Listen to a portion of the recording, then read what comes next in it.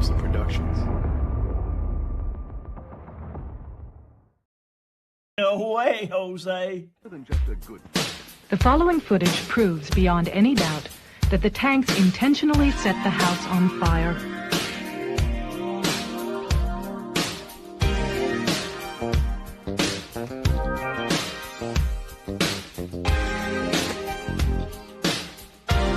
It proves that the Branch Davidians were murdered.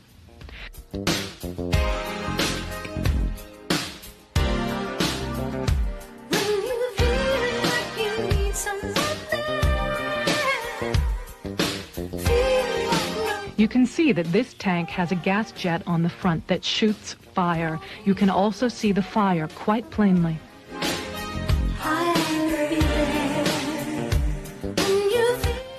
The tank goes into the house twice, and each time as it backs out, the fire at the gas jets is plainly visible.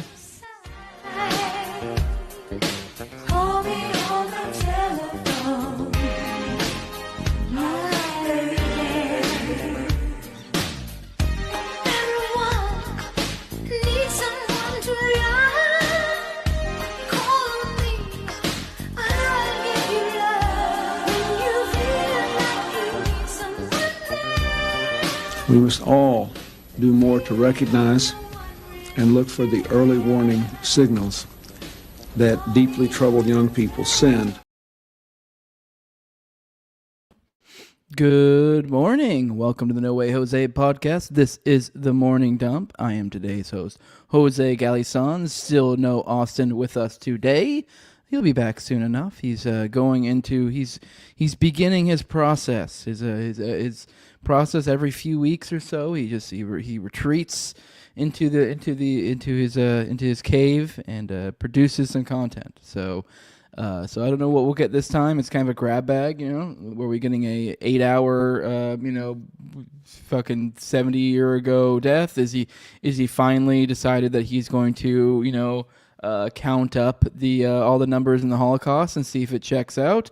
I don't know. One of these days he's totally going to. By the way, that is the nature of Austin. One of these days he will just disappear and come back a week later with like a fucking 8-hour documentary on what his take on the numbers of the Holocaust are and how they're wildly off or whatever.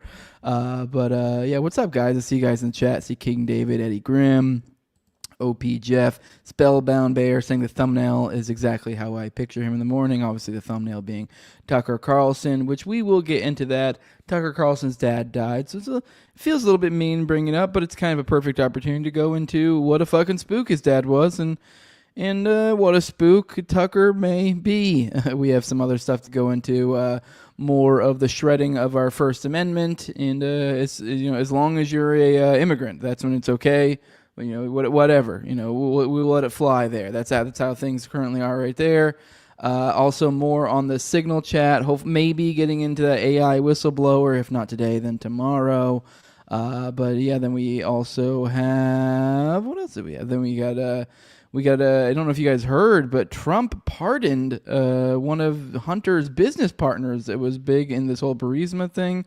So that's interesting. Also the Ark of the Covenant. So these are all topics we will likely get into today, starting from more likely to least likely. So, but with that, guys, I see Hinchy in here. Shy Oon. What it do, people? All right, guys. Well, while we wait for more of y'all to roll in for this group experience, I do want to take a second to pay the bills. I do want to remind you guys that today's episode is brought to you by our friends over at NWJ Shave Co. I bring these guys up all the time. Now, let's just once again, this is a safety razor. This is the standard, what most people shave with is those multi-blade 3, 4, 5 blade razors. But this is a single blade safety razor. Same basic structure, same concept of shaving, same idea, just one blade. People have this misconception that multiple blades make it better. If anything, it's the opposite. The less blades, the better. You just obviously need to be able to swap out those blades, which we have that here. You can just swap out the blades every few shaves, and you're good to go. Gives you a smoother shave than the multi-blade cartridges. This is one razor, going across your face, gives you a much smoother shave. Which people think the opposite with the multi-blade. It is not the case at all. One blade, one smooth pass across your face. That's all you need. It's better for your skin, smoother shave, a lot cheaper. It's $75 for the first year. After that, you're just buying blades, and even the first year, you're saving money compared to what are they, 30 plus for a pack of those? Probably 3, 4, or 5 of those, razors or whatever. The Fusions or something like that. Yeah, it's way cheaper. So, and on top of all of that, it's a company that supports your values, is a COVID mandate refusing company. This company was born refusing the COVID mandate. And then last but not least, you can let them know I sent you and get 10% off by using Jose at checkout. But with that, let's get into the chat, and then we'll get into some content. I see Melko saying Pilgrim Society and CIA. Yes, Tucker tried to join the CIA too, and Putin made fun of him for it. He did try to join the CIA. We will go a little bit into that, more into just kind of what his dad was about. But I just, kind of a good time to look into. It's kind of it was just a good opportunity where they're kind of saying the quiet part out loud, and everyone else is like, "Oh no, I'm sorry for your loss." And it's like, no, I'm going to take the second to go. Fed. Alan in the chat, Doomsday Cracker, what it do? All right, let's get into some content, guys. Let's get into it. First story of the day. By the way, on the foreign policy, these are the first couple, I guess, are kind of foreign policy stories, sort of, because we're talking about this. We're going to talk about the Signal one. We're talking about this immigration story. But we're kind of at the point right now, just a little forewarning.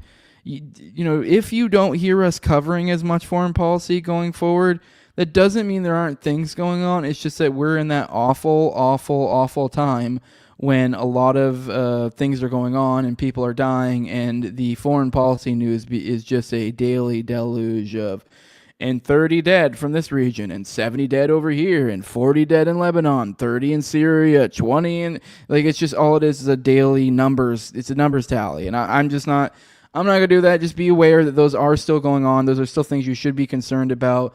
I will, if I find there to be something like a major development, but keeping track of every, while every person does matter, it is kind of sucks away at your soul when you're in that news cycle. So we won't do that. I do recommend you guys keep an eye on that, though. Go check out the Anti-War Dave DeCamp's show, obviously antiwar.com, which I use as a resource. Pretty much that's my main foreign policy resource for this show. So guys, you can check that online if you want to keep track of that. But I'll be kind of, covering what I find to be, more meaningful, not just a kind of the same old, this many people. But obviously our thoughts are still with them. And with that, on that front, now we're beginning to, we're not even really allowed to talk about it. That seems to be the way things are going. We have more. I know we had the Mahmoud guy not too long ago. The Mahmoud feller that me and Austin have talked about a little bit. We think maybe that guy there might be a little Masonic theater going on there. That guy has a very glowy background, but we haven't looked in this broad. But this one, the unique thing about her is that this seems to be just for an op-ed. But let's go ahead and get into this. This is from Dave DeCamp. Federal agents arrest Tufts student as part of crackdown on pro-Palestine speech. On Tuesday, ICE agents arrested a PhD student at Tufts University, a private university in Massachusetts, an arrest that appears to be a part of the Trump administration's crackdown on pro-Palestine speech. Rumeysa Ozturk, a Turkish citizen in the U.S. on an F1 student visa, was arrested outside her apartment and now in federal custody. Her lawyer, Masa Khanbabai, said she has not been able to contact her. We are unaware of her whereabouts and have not been able to contact her. No charges have been filed against Rumeysa to date that we are aware of. We hope Rumeysa will be released immediately, Khanbabai said. Khanbabai said that based on patterns we are seeing across the country, her exercising her free speech rights appear to have played a role in her detention, referring to the targeting of foreign students who are critical of Israel's genocidal war on Gaza. Ozturk has been targeted by the Canary Mission, a pro-Israel group that doxes students and professors who are critical of Israel. So I did think, as I was reading through this morning, it reminds me, we did kind of talk yesterday and kind of how literally in Israel there was this guy, I guess not in Israel, it was in Gaza. No, this was in the West Bank, not in Gaza. I believe it was West Bank, that there was someone who was essentially taken over by an Israeli mob. beaten in front of his family, like, you know, to the point where they thought he was dying, and then they passed him over to the Israeli military, and he got detained. So that happened. So that was literally a stereotypical pogrom, and this isn't quite a pogrom, obviously, but we're going to take a second to focus in on the black bagging aspect of this, because we will show the video. But this kind of feels along those lines, like it's coming home, because we're just targeting people that are non-citizens. So that's where we're at now. So as long as you're a non-citizen, it is like, oh, we can target you. Like, and why I'm kind of have the pogrom idea is because, like, pairing the idea of the feds literally black bagging this broad, and pairing that with this Israeli group, this private group that goes around and doxes people, that they're just collecting names. I mean, it's kind of not much of a far cry, aside from the mob element here. We're really basically almost at pogroms in home state, like in the home side of things. So it's just wild. It's just wild that things are progressing, that we're at a point now where these groups can just literally hand names over to the government and say, go get these people. They said bad things about Israel. And as long as they're a non-citizen, that's the line right now. That's currently the line. So that's where they're going to try to hold the line. So we're to believe these people who are okay with this, that later when it comes down to, oh, now it's sliding into actual citizens, now they'll actually have some courage. Now they'll have some sort of moral clarity. Ozturk has been targeted. I already said that, for co-authoring an op-ed that calls for Tufts University to divest from Israel and acknowledge the Palestinian genocide.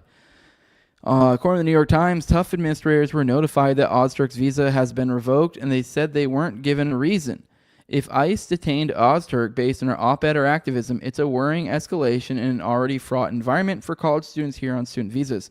Tyler Coward, lead counsel for government affairs at the Foundation for Individual Rights and Expression, FIRE, said in a statement, according to the Times. Ozturk is being held at a detention facility in Louisiana despite an order from a judge that she shouldn't have been moved out of Massachusetts, which I'm pretty sure the same thing happened to Mahmoud. I'm pretty sure they went to Louisiana, so I would assume probably the same detention facility. But it is just kind of nuts that they're just picking people up off the streets.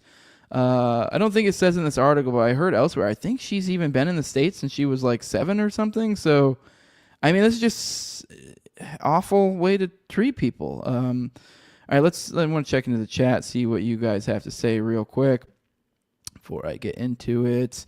Here we go. Damon Error saying, first time catching you live. Love your shows. Thank you. Hope you keep showing up. See Screwed Up Rebelling saying, hey to the Jose in chat. Hey, what up, what up? Sloppy Topping pointing out all the journalists killed during Israel and Palestine is insane. Yes. I mean, especially I think Austin covered, I don't know if he covered all of them or what, but there have been literally in the past like week or two multiple journalists who were targeted and assassinated by the Israeli government. And just with the weak claim of, oh, they're terrorists with no real proof, or really anyone that actually in any real way believes this. Let's be real. So, wild stuff. Oh, I think you guys actually may have pulled off you pulled off a full end shot. God, I'm having a brain fart. A full-on end tower. Good job, guys. Way to go. No doubles in there, I think. Let me see. I'm looking. Screwed Up Rebellion fucked it up. Nope. Nope, doesn't count. Screwed Up Doubled Up doesn't count. You guys fucked up. All right. You guys will get it next time. Let's look over the video of her being arrested, because I just find this kind of freaky. And I guess one final point in just like the story. I guess we will keep. Never mind. I'm not one final point. That's the wrong turn of phrase there. But I did want to point out the idea that I do think that likely these things will probably get to court between Mahmoud and this. Like, I don't know what is the ongoing situation with the Mahmoud court. Is he good now? I'm unsure. I guess I kind of lost the thread on that one. But between that one and this one, I won't be the least bit surprised if these get thrown out, because they are kind of, in my opinion, flagrantly against the First Amendment. So I don't feel like it really takes that skill of a lawyer probably to fight this. But it's still chilling. Even just the idea that you can just like have to deal with this, which we're about to watch right now. Well, let's watch this video of her being arrested. So I guess for the listening audience, I'm sorry, but maybe I'll try to give you a play-by-play as we go. We see her on the street, a bunch of plainclothes people surrounding her. So it's obviously her in the white coat. Plain clothes. You can see they have badges out, but they're in plain clothes. I mean, like, you might think one of them, only really one of them has, like, garb that you'd be like, I think that's, from a distance, you'd be like, that's totally some sort of cop or fed or narc or some shit. The rest are just, like, kind of semi-fetty clothing. So, all right, let's keep going. So, yeah, just, like, be walking down the street and just be approached by a group of people. You guys covering your faces? Yep, see? You want to take those masks off? You got masks on and everything. And their reasoning too is like, that is something interesting, the aftermath of the COVID stuff, that like that it's almost like tried to normalize it. I mean, it's still like, obviously, depending on where you're at, it's not normal. At least for me in Florida, like you got someone in the ash, like, pfft.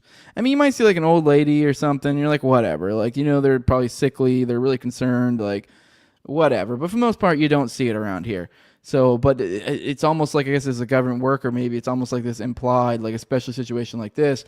Oh, just wear your mask. Like, you should be being healthy anyways. Like, it's just an idea of it's normalizing the mask. So there's like, they get to do, because I don't know, there's something just gross about this. The idea that these masked people in civilian clothes just pull up on you and kidnap you. So.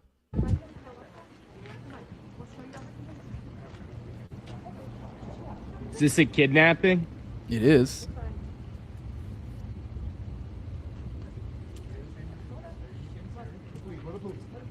Yeah, you don't look like it. Why are you hiding your faces?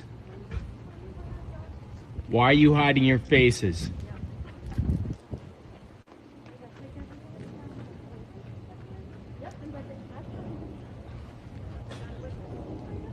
I just like, this is just some high school girl. Like, it's just, I don't know. Can I see some Like, just think about, like, I don't know, guys that have, like, wives or girlfriends. Like, if this happened to you, like, how terrified they would be.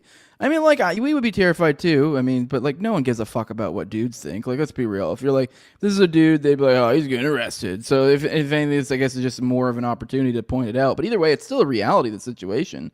Whether because it's just a little bit sexist reality that no one gives a shit when it's a dude. But it's like, I don't know, man. That's scary. I mean, like, especially, like, I guess the only way for men even to like conceptualize it being scary is that like what if it was your girlfriend or your wife or your daughter or your sister or something? Because yeah, that is like, it's just terrifying. My wife would be so fucking shooken up by this. Like, she would be terrified, probably shaking, probably crying. Like, this is, I don't know. This is a violation of like someone's safety. faces here? How do I know this is the police? Seems like bullshit to me. Certainly looks like it. All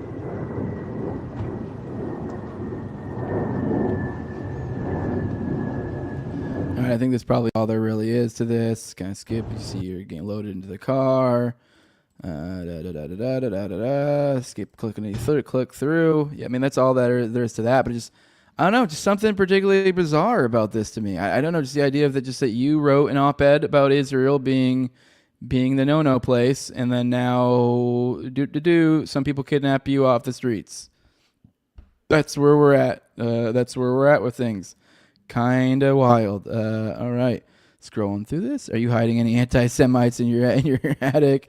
The word was complete. I demand the word was complete. I don't know what you're. Oh no, the word was not complete. It's not fair game. It was complete, but there were doubles. You cannot doubles. That's the rule. You can't double. So you gotta have enough people. You gotta have at least 6 people to pull off a 6-word tower. You can't double it up. So that, or you gotta make an alt. So those are the rules. I don't make the rules. Sorry. Someone says, have you heard about the new app launched by DHS to snitch on illegal immigrants and other crimes? No, but it will be awfully ironic, all the right wing that gets caught up in that.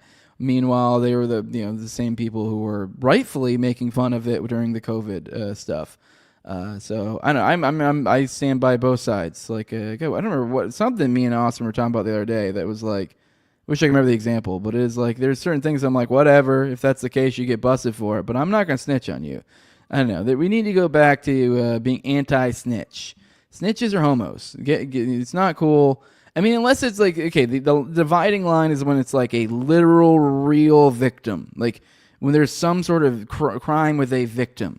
That's the case. So So this is not enough viewers to pull off an end tower. It's your fault. Fuck you. There are definitely enough people to pull. There are over 20 people in the Rumble right now over there. There are well over 20. We're early in the stream. There will be more. You can do it. You guys just aren't motivated enough. All right. Now let's actually get into what she got targeted for. Now, I guess to some extent you got to take my word for it. I mean, I didn't find it before we got started, but I guess if you look, if you're able to look, I think it was the list that the group provided. You can see what the supposed issue was. So the only real cited thing for her at all is this. There's no anyone making any sort of claims yet that she was involved in any protest or anything. It's simply what I'm about to read to you guys. This piece that she fucking wrote. So, which is just an opinion piece, an op-ed. It was written by her. Few other people. So it's an op-ed. Try again, President Kumar. Renewing calls for Tufts to adopt March 4th TCU Senate resolutions.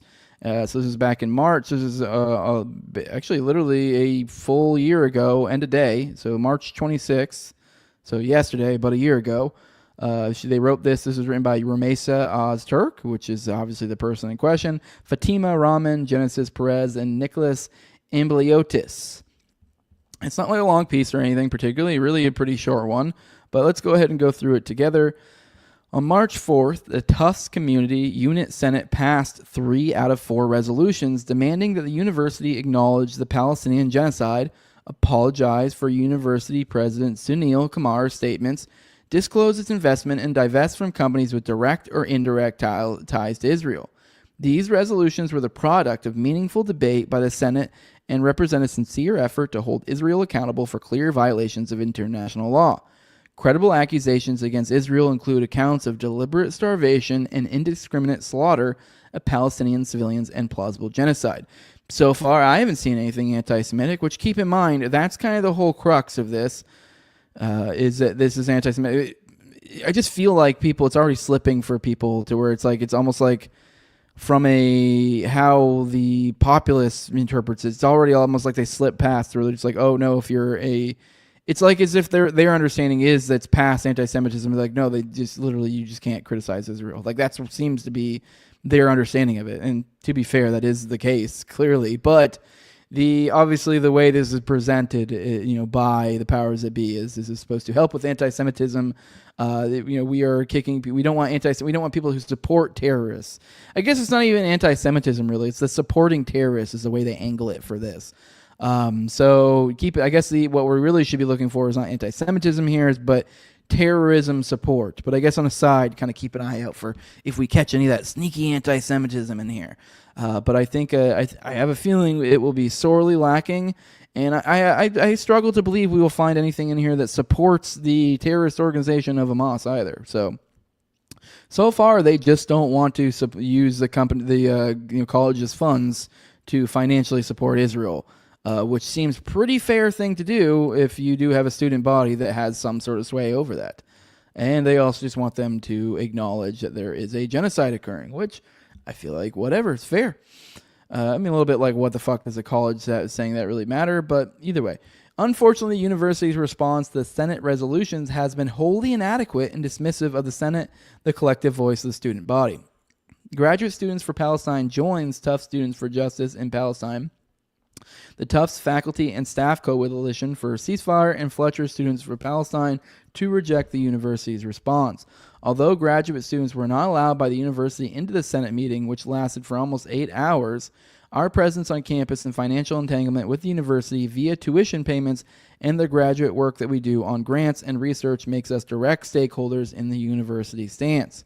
While an argument may be made that the university should not take political stances and should focus on research and intellectual exchange, the automatic rejection, dismissive nature, and condescending tone in the university statement have caused us to question whether the university is indeed taking a stand against its own declared commitments to free speech, assembly, and democratic expression. According to the Student Code of Conduct, active citizenship, including exercising free speech and engaging in protests, gathering, and demonstrations, is a vital part of the Tufts community. In addition, the Dean of Students' Office has written, while at times the exchange of controversial ideas and opinions may cause discomfort or even distress, our mission as a university is to promote critical thinking, The rigorous examination and discussion of facts and theories in diverse and sometimes contradictory ideas and opinions. Why, then, is a university discrediting and disregarding its students who practice the very ideas of critical thinking, intellectual exchange, and civic engagement that Duff claims to represent? I will say, as I'm reading through this, I am it's coming to reminding myself that the degree to which the divesting from I forget what it's called, the disclose, divest, something or other. Essentially, the idea of like financially boycotting Israel is actually illegal in many states. So I almost wonder if maybe this is some component in this, that is the angle that will be made. I doubt it. It's just something I'm thinking about, and it's just kind of it's always worth pointing out whenever it comes up, that the idea that there is only one country, that there are laws in the book, and I want to say it's something like the majority of states, or if not the majority, it is a significant amount, if it's not the majority of states, that it is illegal to financially not support, to in any sort of organized fashion go about not financially supporting Israel. Like that is the degree to which we are cucked to Israel. It's quite ridiculous. I mean, the degree to which we're cucked to Israel is that I'm reading this story right now and everything that's going on in it. It's pretty pathetic, really. All right. While an argument may be made that the university should not take political... whatever. Oops, did I accidentally fucking read that part? And I forget where I was at. I got sidetracked because I scrolled up. All right, the role of the TCU Senate resolutions is abundantly clear. The Senate resolutions serve as a strong lobbying tool that expresses to the Tufts administration the wants and needs of the student body. They speak as a collective voice and are instrumental in enacting systemic changes. In this case, the systemic changes that the collective voice of the student body is calling for are the university to end its complicity with Israel insofar as it is oppressing the Palestinian people and denying their right to self-determination, a right that is guaranteed by international law.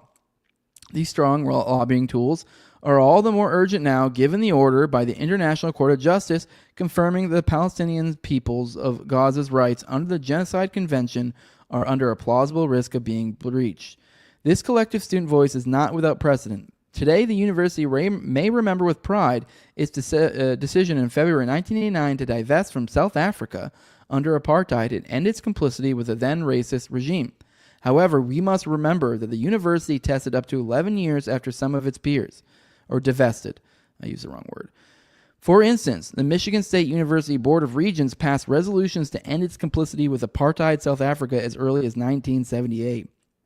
Had Tufts heeded the call of the student movement in the late 1970s, the university could have been on the right side of history sooner. We reject any attempt by the university or the office of the president to summarily dismiss the role of the Senate and mischaracterize its resolution as divisive. The open and free debate demonstrated by the Senate process, exemplified by the length, open notice, and a substantive exchange in the proceedings and the non-passing of one of the proposed resolutions, together with the serious organizing efforts of students, warrant credible self-reflection by the office of the president and the university.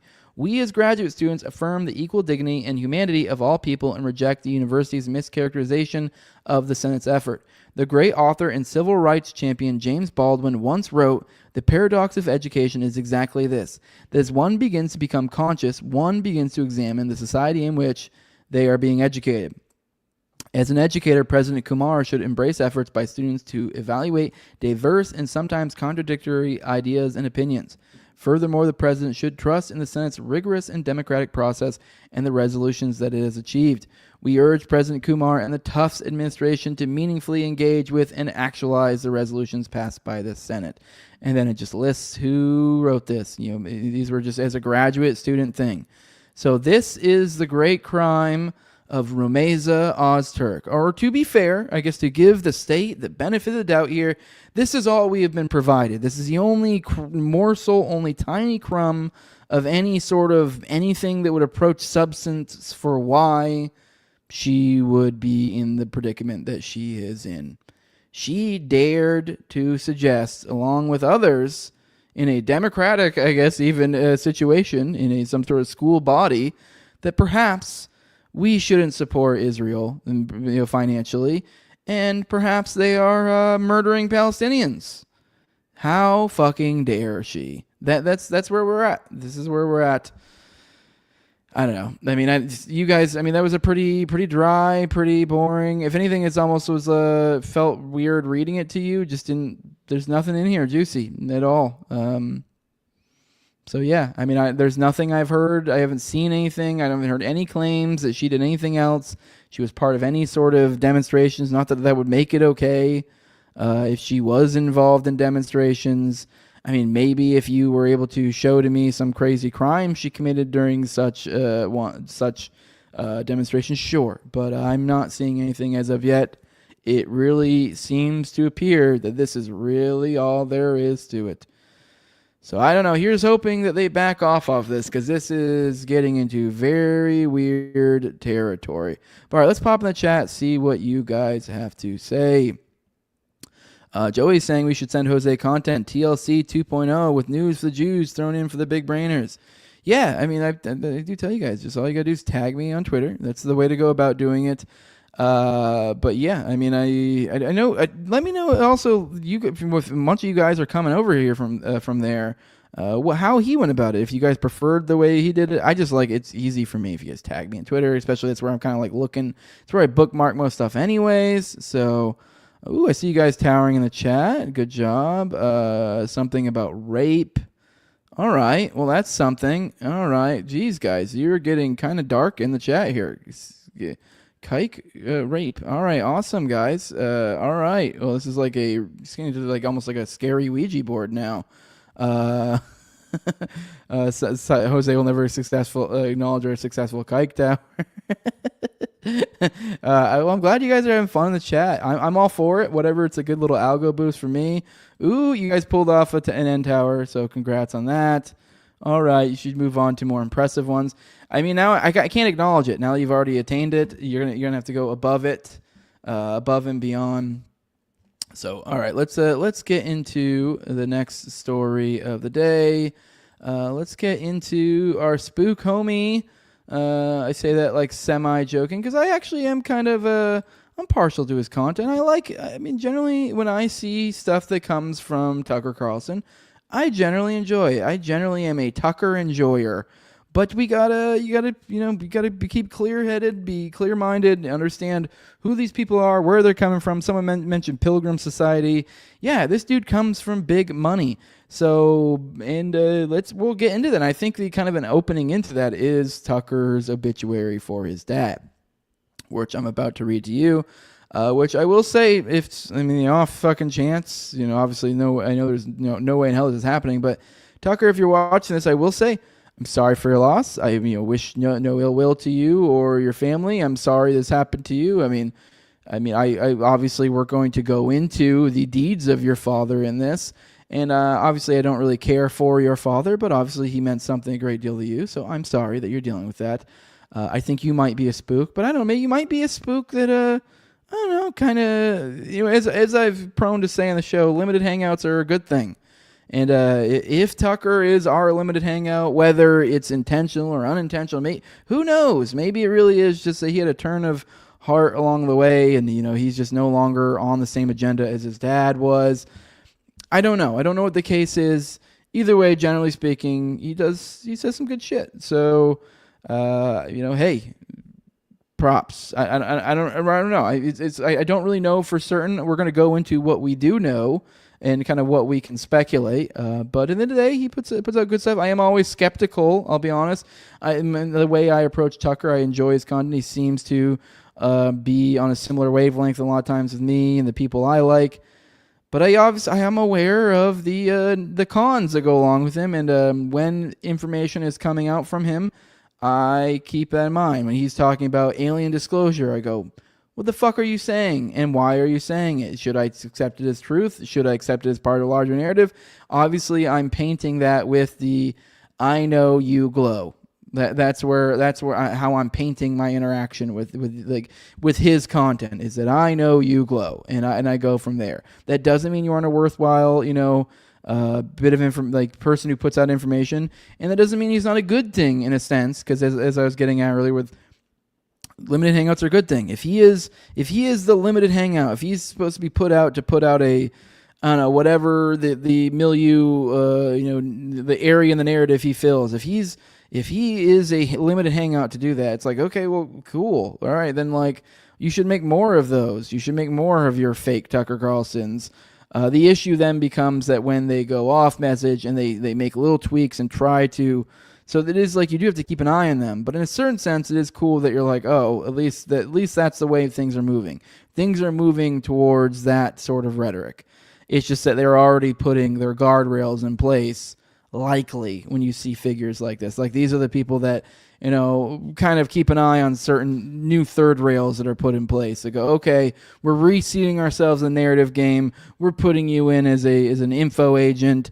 All right, now these are the third rails or whatever. And I'm not saying that these are ever set out explicitly or that this is even the case.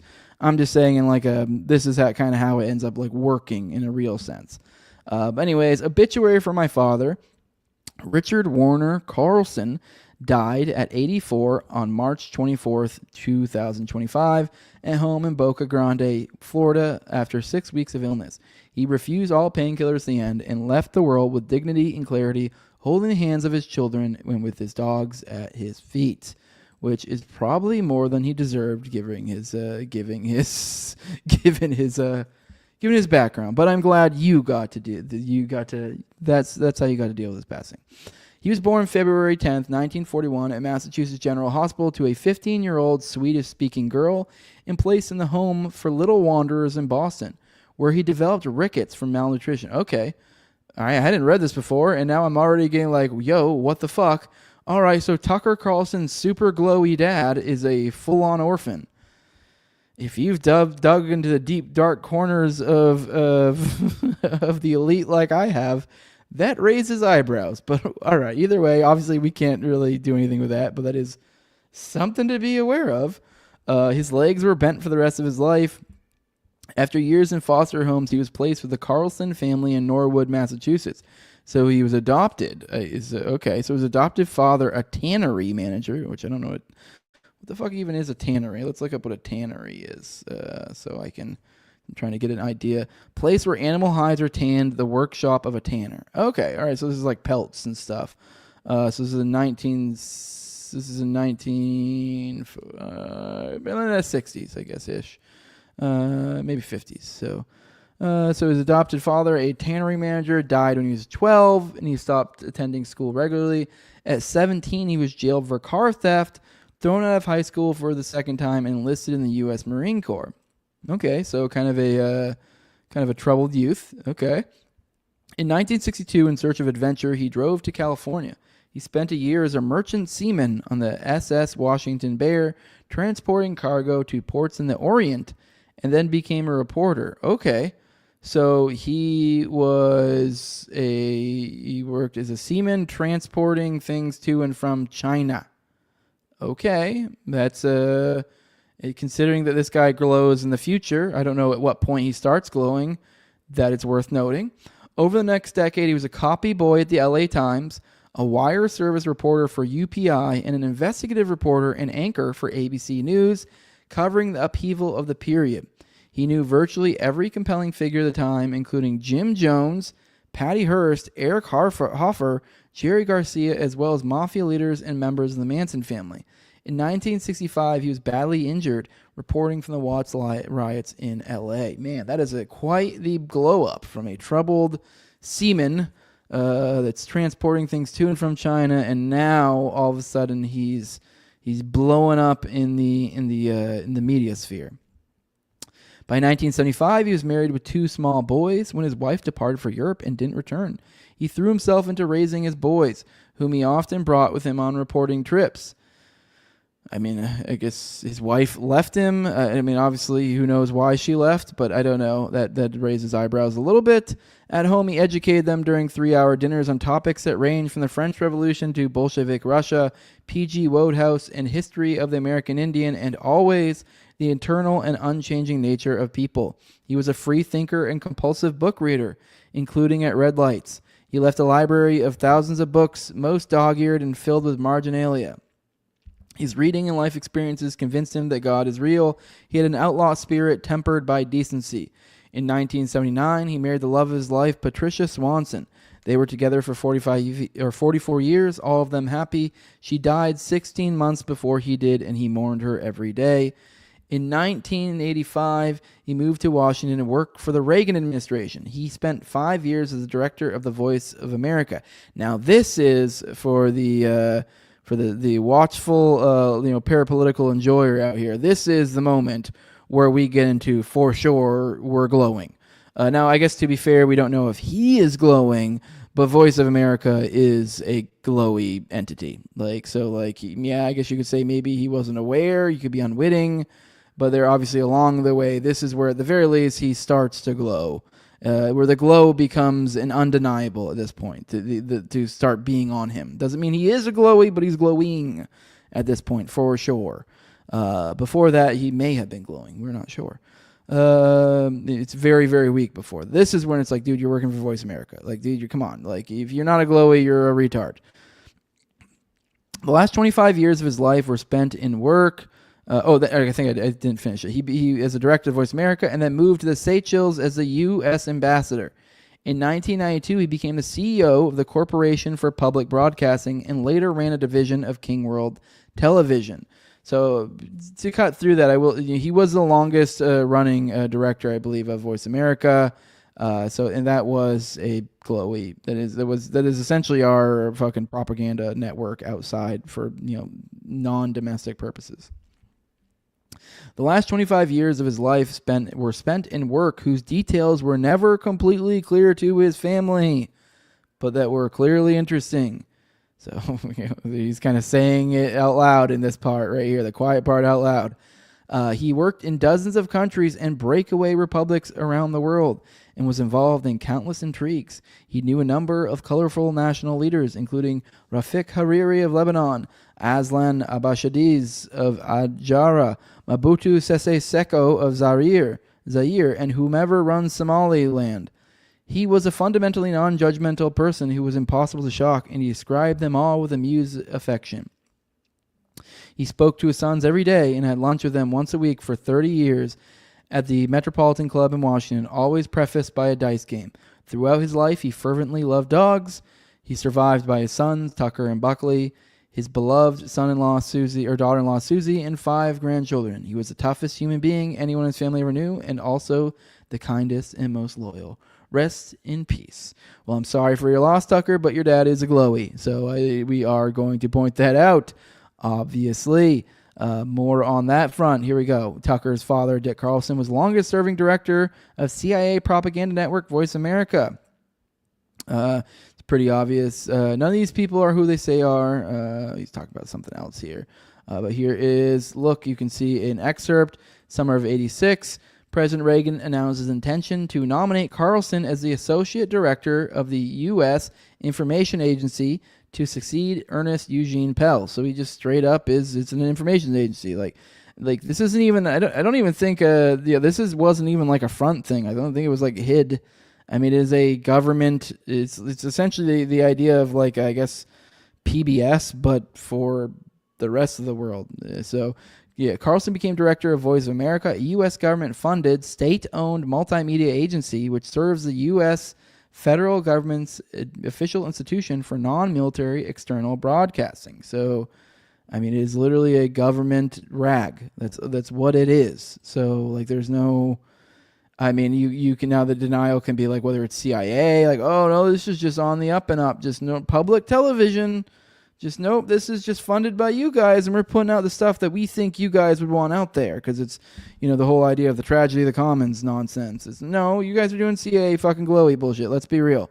All right, there's a video of this last thing on this, but there is a video I found of Tucker Carlson's dad, Richard Carlson, talking about bringing down commie countries, and so I thought that was kind of, especially given his role in the media, in specifically media that's outward facing toward other countries, obviously that's worthwhile. But in that, then we'll kind of break off into a separate thread, which is this thread I found the video in, that kind of goes into maybe Tucker glows a little bit. So let's go and watch this video. I think we would all agree that international broadcasting played a very critical role, as was suggested by Mr. Murdoch, in the events that took place in the USSR and Eastern Europe over the last couple of years. From Beijing to Budapest to Warsaw to Vilnius, information poured across borders, and news that millions of people had stood up to their oppressors, helped millions of others sweep those oppressors away. I also believe that international broadcasters were equally important in laying the groundwork for the democratic revolutions that we have seen. Isn't it incredible how Western all of those Eastern Europeans sound in talking about freedom, democracy, free enterprise, environmental concerns? And they didn't get those ideas from their own media or from textbooks in their countries. They got them mainly from international broadcasters like Voice of America, BBC, Radio Liberty, Radio Free Europe. I think we would... I mean, I guess to be fair, he does couch it in the flag, so it's almost like we're spreading blue jeans and freedom. But let's be real, this is a CIA rag through and through. But with that, let's start from the top. This is from someone named Alan McLeod, I guess senior staff writer, podcast producer, Mint Press News. Said, did Tucker Carlson really fight for the Contras in the Nicaraguas in the 1980s? Newly uncovered recordings suggest that he might have. You can read the article. We're not going to go through the article. You guys can. I just kind of want to go through the thread. In an unaired interview from 2005, Carlson reveals that he went to Nicaragua in the 1980s to, in his own words, get involved in the war and support the side that was right, which was not the Sandinista side. Which, obviously you guys know this plays a big part in the crack epidemic, so let's go ahead and play this. And so the summer after my freshman year, my roommate and I decided to go down to Nicaragua for the summer and work and, get involved in the war, and support the side that we thought was right, was not the Sandinista side. And people know that you were actually a freedom fighter who traveled down to Central America to fight with the Contras. Will you fill them in on that story? No. We spent the summer in Nicaragua trying to get a sense of the war there, and all kinds of hilarity ensued. But keep in mind, this wasn't when he was, unless I'm missing something here, he didn't say there's nothing about, related to journalism or as a journalist. No, this was just, I think it sounded like he was like a kind of post-college thing, like he's a young kid is what he was implying in the beginning. So, yeah, let's watch this again. And so the summer after my freshman year, my roommate and I summer after his freshman year, so he's not even done college. So, all right. Decided to go down to Nicaragua for the summer and work and, get involved. I mean, to be fair, he does come from big money, so it is like this is also... on one hand, it is like comes from big money, it glows like the sun. So it's like, I don't know, not that crazy that maybe he's doing something along.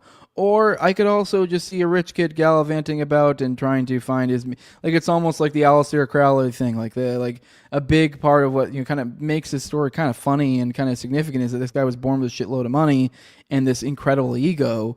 And so he's just going around the world gallivanting, doing weird, odd things. And it kind of obviously culminates in him getting extremely caught up in himself, creating Thelema, all this. But just the idea of just kind of the mannerisms of these elites and the things they'll do. That this is like, I could have totally seen if Crowley was around during that time. And also, I guess Crowley did end up glowing later. But like, let's say even non-glowingly, like nothing to do with Fed stuff, I could totally see like a Crowley or just any other elites in general, them being like, I'm just going to go fight on some side of fucking some civil war, because I could just see them doing that just because it's just they just have that much ego. They think they're that special. They're going to be like this messiah that comes and turns the tide or some nonsense. Here's an old newsletter from his college, reveals that he went to Nicaragua on at least 2 occasions.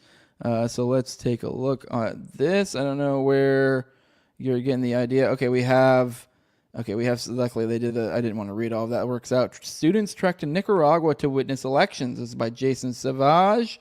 So I'm only going to read the portion. You guys can obviously go check this out on your own. But I'm only going to read the portion that covers what I think, the part they, circled, so it makes sense. So we're starting off here. Carlson and Patel. I wonder which Patel, Neil Patel. There's no way. What no way? The cash is too young. Obviously, I knew it wasn't Patel. It's being silly. But anyways, they traveled to Nicaragua after the conclusion of their freshman year. As Carlson explains, we did not have a place to stay or any set plans. It was very spontaneous. We were both extremely political, and we felt that getting to know the country and some of its citizens would give us a better perspective on the situation. They became attached to the country, and especially to the blatant disdain for the Sandinistas, which quickly became obvious.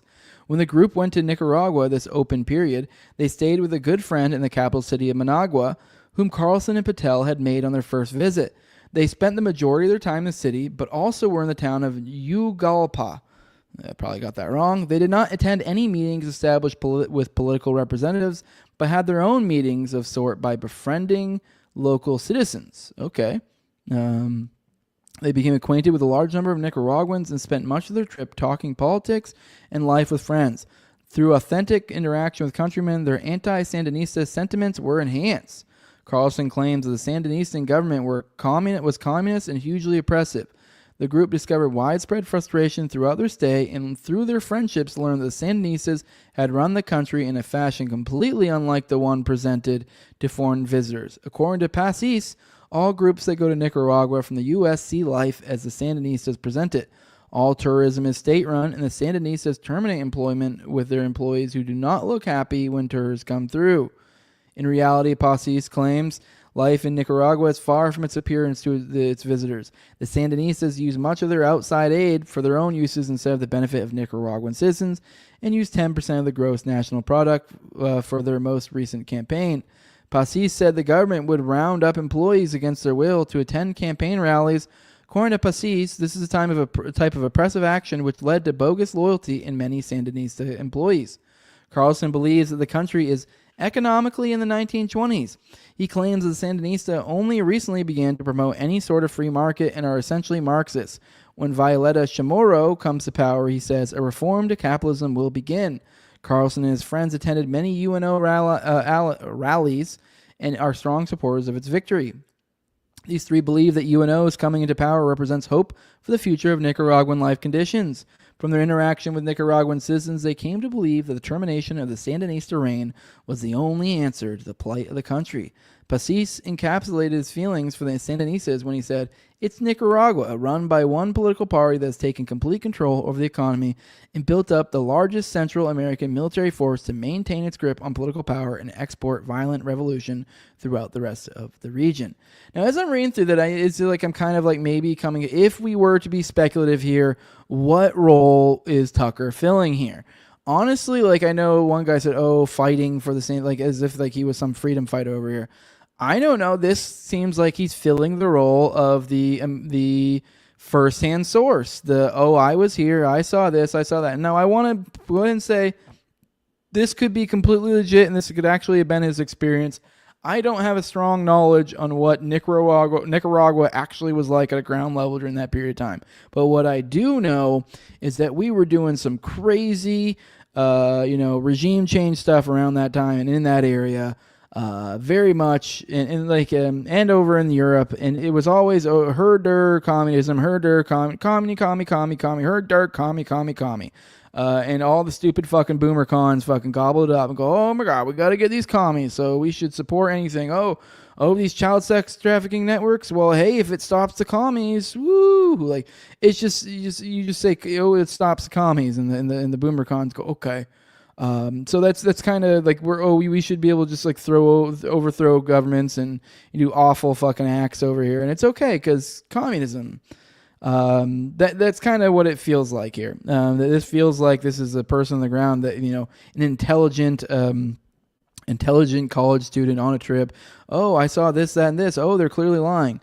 Could be all legit. I don't fucking know. I mean, don't get me wrong. I have no love for communism whatsoever. I'm a full-on capitalist here, but I know the awful things that our government has done in the silly pursuit of stopping communism, and by that we will adopt the tenets of communism to stop communism. It's just also tiresome and retarded, honestly. But either way, point being is it just seems like, especially given his dad's role as essentially head of international propaganda, as it seems, that it makes sense that, send your son over here. He can be the one who kind of says X, Y, and Z, and boom. Yeah, because I think we were supporting the freedom fighters in this too, if I recall correctly. Because the freedom fighters, I believe, here were the ones that were very tied up in the crack stuff. I forget. I forget names specific. I'm bad with the specifics of it. So, but either way, yeah, dude glows. Let's get back into the thread. And then we covered this. So this was all a time when, I was way ahead of it. I already guessed what it was gonna. This is a time when Tucker's dad was head of CIA cutout media. So this was at a time when it made sense in that way. Who were waging a relentless propaganda war against Nicaragua in an effort to bring about regime change. Here's Mr. Carlson speaking about his role in bringing down communist countries. So here we go. We just played that video earlier. I'm not going to play it again. But now remember that video and think of it in the context of, and now he has a son over in Nicaragua, a country that just so happens to be on the top of the list of the country he works for being overthrown. So it makes sense. Tucker grew up extraordinarily loaded from money I inherited from a number of trust funds and was a bow tie wearing out of the closet elitist, in his own words. I don't run around pretending to be a man of the people. I'm absolutely not a man of the people at all. Let's go and play this. Well, I'm extraordinarily loaded just from money I inherited from my number of trust funds. From the Swanson. Totally. From the Swanson deal. Yeah, I'll go out and beat some servants. I'll wrap my Lamborghini around a tree, go pick up a kilo or two. Just like normal stuff like that. You're a trust fund baby, are you not? No, completely. I've never needed to work. Yeah. It's all just, the whole cable news thing was just a total pose. It was like a phase I was going through. You're about the most unordinary person I know. You're an elitist. You're an asshole. No. I'm an out of the closet elitist. I don't run around pretending to be a man of the people. I'm absolutely not a man of the people. I can't even be mad about that one. I mean, whatever. Once again, I'm not really mad, but yeah, no, that one, whatever. Yeah, I'm cool with that. I'm he's not, and he's just being honest. Hey, if anything, that kind of makes him more likable here. So, hey, yeah, that is who he is, though. So, I don't. To be fair, I think people put on him that he's a man of the people because he's just likable. So, I think that's part of just he's likable. But yeah, he's definitely not the everyman. Although I think we do get caught up in it, and I don't know if he's entirely embracing it intentionally because it is you see. I don't know, you look at the Tucker Carlson show, and even just the aesthetic around him, it feels cozy, Americana. So it is almost as if, while he may say that, maybe he's not doing it intentionally, maybe it's just a team around him, but it is almost like they're trying to give you the impression of the everyman. Here you go. He says he used to rail against Bill O'Reilly and his fake everyman shtick. Check out this incredible clip from 2003 where he talks about how fake O'Reilly's conservative populist persona is. Years later, he would adopt this exact same character. I'm not going to play this because this is just getting into how he's positioning himself or character. Now this goes into I don't know if I'd even say that he would still be consider himself anything other than that. He would, maybe that is how he is. But he's an approachable person. But he's hey, I'm sorry if I give you the impression I'm some everyman, but I'm not. I'm loaded as fuck. Maybe it's just not something that comes up frequently. Maybe if someone said something to him, I don't know. I just also just kind of I don't know. I think that's something that people put on you more than is that you put. I guess you can lean into it. So if there were specific statements he said otherwise, but I don't know. I don't really feel now that I think about it, I recall any specific instances of him intentionally trying to be the everyman. I know he is kind of leaning into populism, but it can be a thing where hey, this is, I am an elitist and I have these beliefs. It's this also sends to I can sell this with populism because it's hey, these are also, a lot of these positions are things that are also, will fit for populists too. Just because I'm an elite doesn't mean I don't have ideas that appeal to the broad populace. So, anyways, not that I'm here to defend Tucker. Obviously, this whole point was to kind of point out what a glowy he is. But I don't know, the last two little nodes there, just kind of was whatever. Here we go. We have Tough says it has just approved your admission application. Jose, yeah, for sure. In Tennessee, you can't do business with the government unless you sign a pledge to Israel. Let's just force TLC on him until he consents to it's legal. So it's legal. Yeah. There are several good spooks. Ray McGovern, Phil Giraldi, Larry Johnson, Kiriakou. I like Kiriakou. Yeah. And I don't know. I'm not saying. Who knows? Maybe Tucker is a spook, but he's a good spook. I don't fucking know. So he's a mad rickets ridden racist tanning dem tiny hat skins. Whoa, that's a lot of words all at once. Peter Thiel invested in Tucker's network too. That as well. So there you go. Navy boys make the best border mules. Obviously, getting at his dad's early life work. Working, shipping things to and from China. So, If a human was the end of a fishing rod, it's Tucker's papa, says Adam Tom Tom Bobby. Dan Jose from Dan MCG. Real John Doe. Fun fact: I went to undergraduate school the same time, the same place as Tucker, though I didn't know it until years after I graduated. Jeez, wild. Someone says, I'm glad you're talking about this because everyone else is too scared. I don't know, what was I talking about 15 minutes ago? That's so heroic. Yeah, I guess I am awesome. Were the Sandinistas the commies? I think so. Although the thing is, too, with a lot of these, when they go, these are the commies, that's the commies. For one, I mean, I guess it really depends on who you ask. To me, they're all fucking commies. Everybody's a commie. Fucking America's commies. So I think, I don't know. I'm pretty sure, like, a lot of the situations, both sides were fucking commies. So I don't even remember. The freedom fighters weren't fucking heroes either. So I don't really know if they were commies or maybe they'd be like, well, no, we're socialists. Like, I highly doubt they were fucking, full-bore freedom capitalists. So I think they were. I can't recall, though. But either way, it was like that was just a series of different regime changes we were dealing with at the time. Whether or not that actually was... And that's kind of what I was getting at. Like, Tucker might actually, like, some of the things he's saying might actually be somewhat rooted in reality, if not entirely. It could be entirely the truth. It's just that it just so happens his dad was literally working for the entity that was working on getting rid of those fuckers. So, I don't know, weird coincidence there. So, killing commies is always a good thing. I disagree. I 100% disagree with that. So, I actually think it's to be a dick to you, it's kind of a stupid way to look at life, to be honest. Because, I mean, that's just a fucking, all it is an economic thought. It just means they have stupid fucking thoughts. I don't think they should die. I guess it depends on what you mean by communist. If you mean like an actual like person perpetrating communism, some sort of like someone who's actually a part of the government or something, then like, okay, whatever, sure, maybe, but all right. So Jose didn't. I'm just scrolling through the guys' chat real quick. Something about liking Tucker. Yeah, I like Tucker too. I'll just say I'd go fishing with him. Yeah, I'd go fishing with him too. I think I do think he's cool. I'm aware that, like, dude, his dad glows like the sun. He likely might glow as well. So I'm just saying, just be aware of it. See, I'm anti-capitalism. Does that make me a commie? Yeah, I guess it is. Yes, it does, in my opinion. Yeah. So, yep. So, once again, it really depends on your definitions. You're going to say no, and I actually think you're probably right as well. It just depends on how you look at it. Depends on how you define it. Depends on how you're defining capitalism, communism. The way I define capitalism, communism, yes. And even then, I guess it depends on if I could define, like I know Konkin defined his belief system as being anti-capitalist, but he was looking at capitalists in the way that the old Marxists would describe it. He wasn't meaning it in the current capitalism. Exactly. As Wieselk says, I'm anti-capitalism, the current capitalism. So yes, I guess if you mean state capitalism, if you're meaning it in that sense, like capitalism, state capitalism, yes, in that sense, I'm anti-capitalist. So it's just word games, just silly word games. But yes, generally speaking, if you are anti-capitalism, in a sense, depending on how you're defining it, but I don't know, whatever. Once again, anti-capitalism is not equal to communism. Once again, this is a word game. It's a word. It depends on how you're defining it. The way I was defining initially in my head, the way I typically define capitalism, in the sense that like anarcho-capitalists mean it, yes, the antithesis to that is communist. So anyone who's not a capitalist by that, in a binary sense, is communist. Socialist, communist, whatever you want to call it. Same thing. Who fucking cares?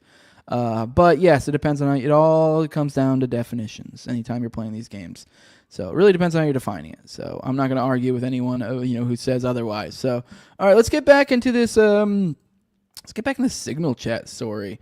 We're back. We have I see someone in the chat saying cronyism. Yeah, that's kind of like that's how a lot of people the capitalism, a lot of people say when they say capitalism, like they might mean cronyism. Yes, I'm anti that. But if you're meaning capitalism in the way that like anarcho-capitalists mean it, then all right. Anyways, I'm rambling and we're talking about stupid fucking definitions. So let's go into the latest, the latest thing I have up for here. There we go. This is Pete Hegseth. So let's kind of go through. I just kind of want to cover some of the fallout of this signal chat story. I just find it particularly interesting. We have here Pete Hegseth, and I'm going to go through a few different things, and then we're going to kind of come together at the end, and we're going to they released more of the back and forth, the signal chat. I think they just released it all. I don't know if any part are actually redacted anymore, because they initially had redacted, and then we see guys like Pete Hegseth that were going around saying, "Oh, there's no war plans. This shouldn't be classified. Oh, this is a nothing burger." And so then the Atlantic released the full thing. So I'm not sure actually if they released it first or if Hegseth said this first, but I just kind of want to go into what they say. And keep in mind, we'll come back to what, actually we'll go through the thing. So you'll be able to kind of reevaluate these after the fact. So this is Hegseth's response. He said, so let's me get this straight. So first off, he fucked up right off the jump. The Atlantic, grammar, but whatever, we'll let that slide. The Atlantic released the so-called war plans, which they've been very pedantic about the war plans, because they're like, this isn't a war. And they're like, well, and then they pointed out how, like, later the Atlantic changed it to battle plans. Like, oh, they're saying battle plans. Oh, why did they walk it back? And you're like, shut up. Like, war plans, battle plans, like, you're arguing about words. Like, we mean you're going to do boom boom to people. You're doing the boom boom to the people, and you're doing the plans for the boom boom. Whether you want to call it a war, a battle, a conflict, who fucking cares? Like, it's the boom boom plan. Like, whatever you want to fucking call it, you know what we're talking about. This whole war plan, battle plan is just silly fucking games that's just trying to obfuscate from what the fuck we're talking about here. Anyways. These plans include no names, no targets, no locations, no units, no routes, no sources, no methods, and no classified information. Which I find it bizarre when you're saying cutting edge information and being like, but it's not classified. Your argument is that it has not been classified as classified. That's what you're saying at that point. That is not. So the words that you have said, it wasn't like someone beforehand or as you were saying them was like, that's classified. Or in some official ways, that's classified, like on the jump, like it just makes it like, no, you're just saying things that like any reasonable person would be like, yeah, that's probably classified information. So anyways, those are some really shitty war plans. This only proves one thing: Jeff Goldberg has never seen a war plan or an attack plan, as he now calls it. See, as I pointed out, not even close. As I type this, my team and I are traveling the Indo-PACOM region, meeting with commanders, the guys who make real war plans, and talking. It's so gay. I also hate all this, which, I mean, to be fair, this is like what secretaries of defense have done for like ever. Is like, oh, you want to ask me about this? Okay, well, let's bring this back to the real heroes. So can we get a hand for the military, the boys and girls doing the real stuff out there? Do you see these guys? Do you see the great, it's just like the ultimate get out. It's like literally they've literally done multiple political skits. I say the royal they.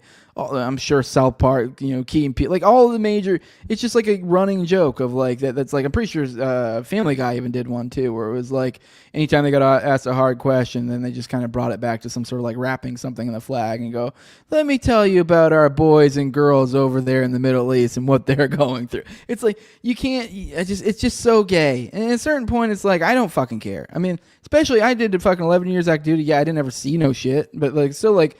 Dude, miss me with that gay shit. Like, it's fucking gay. Like, grow up. Like, all these, like, oh, these guys are so... They fucking signed up of their own volition. Likely because they didn't have better plans in their life. I mean, yeah, sure, there are some of them, people that are out, I guess, really that fucking stupid and that brainwashed from a young age that they go, I'm going there to serve my country. But let's be real, it's self-serving. Most of them are doing it because they don't have other better options in their life. It is a job they're taking on. Like this whole like sucking them off and saying, oh, what great, amazing people they are. They are employees. That's what they are. They're employees that took the best, likely took the best options they had. It's like they are government employees. They are welfare whores. I mean, they're welfare whores that kill people. That's all they are. Get over it. I'm sorry. If that offends you, grow up. I don't know what to tell you. I'm sorry. You were funded by the U.S. government and you made the world a worse place. I mean, you're going to have to come to terms with that on your own at some point. I'm sorry. I did. So... All right, we will continue to do our job while the media does what it does best, peddle hoaxes. So, all right, on to the next. Now, this is Kaylee McElhenney, or whatever the fuck her name is. This is my buddy Clint. saying, as is usually the case, the cover-up is now worse than the crime. Looks like Wall's out of the journo, and he should have taken the blame. Now Hegseth went on TV and lied. Worse, Tulsi and Cash testified under oath and included no strike details. It did. I just want to play this to kind of focus on her response, Kayla McKinney, because I just find some of this stuff particularly ridiculous too. So let's go play it. If I can, very quick. And it really displays how pathetic this is, and it really is kind of weird how clearly they're all are getting word from the top that like, no, we're all covering for Mike here. And everyone in full, is clearly falling behind Trump and, got the message. So let's keep going. I just spoke to the president about it, yes. Then let me ask you if I can very quickly. In the chat, Pete Hegseth, the defense secretary, details F-18s, Tomahawks, some of the weapons that were used. He details the timing involved for this, all of which occurred 31 minutes before, as he says, F-18s would launch. The DoD manual details classified information as significant military plans, saying that is secret, that's classified. So what about, there are no methods, there are no sources, but that's not what determines what's classified. So what is it about what Pete Hegseth wrote that makes you say this is not classified? Well, it's not just me saying that, Peter. It's the Secretary of Defense himself.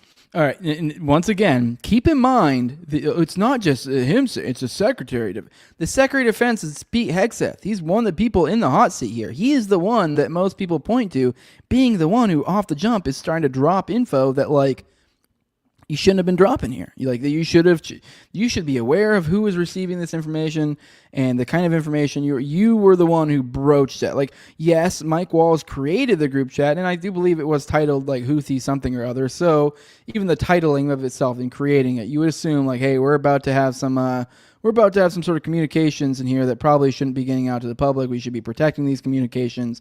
There was somewhat on him, but nothing was said at that point, and then it was Hegseth that started, from what I recall, and we're going to go through it here in a minute, that started dumping it. So he's in the hot seat, and then going, the Secretary of Defense says, and also keep in mind, like, there's an implication here, like the Secretary of Defense, because we're talking about classification. I feel like the implication here is like, kind of like, okay, well, obviously the Secretary of Defense, part of his job is, things being classified. He deals with war plans. Like, it's a deferring to his expertise. This dude has been Secretary of Defense for a few months. There's nothing that I don't know anything. He was a fucking Fox News presenter. Like, I'm sorry, he is not the expert on classification. So like, deferring to him means nothing. He's just a fucking dude. He's a slimy dude. He's a piece of shit. He's a slimy piece of shit. That's what he is. Like, he is. There's nothing special about him that you can defer to him and go, well, he says this. There's no expertise there. He is a mouthpiece. That is what he does. So, all right, let's keep playing this. Himself, who is saying this as well. And he put out a very strong statement earlier today, listing all of the things that were not included in that message that he sent to the group. And again, this message, there was no classified information transmitted. There were no war plans discussed.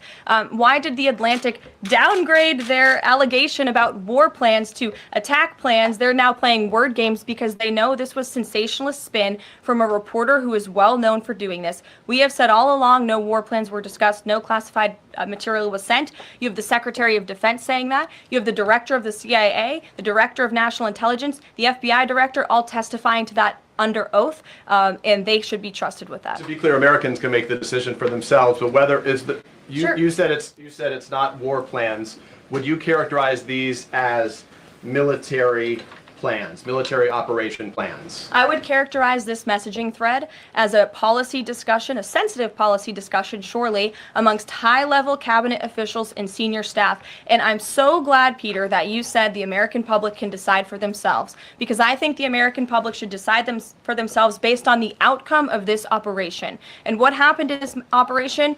Terrorists that were allowed to run wild by the Biden administration were killed because of the direction and the determination of this president president and his team.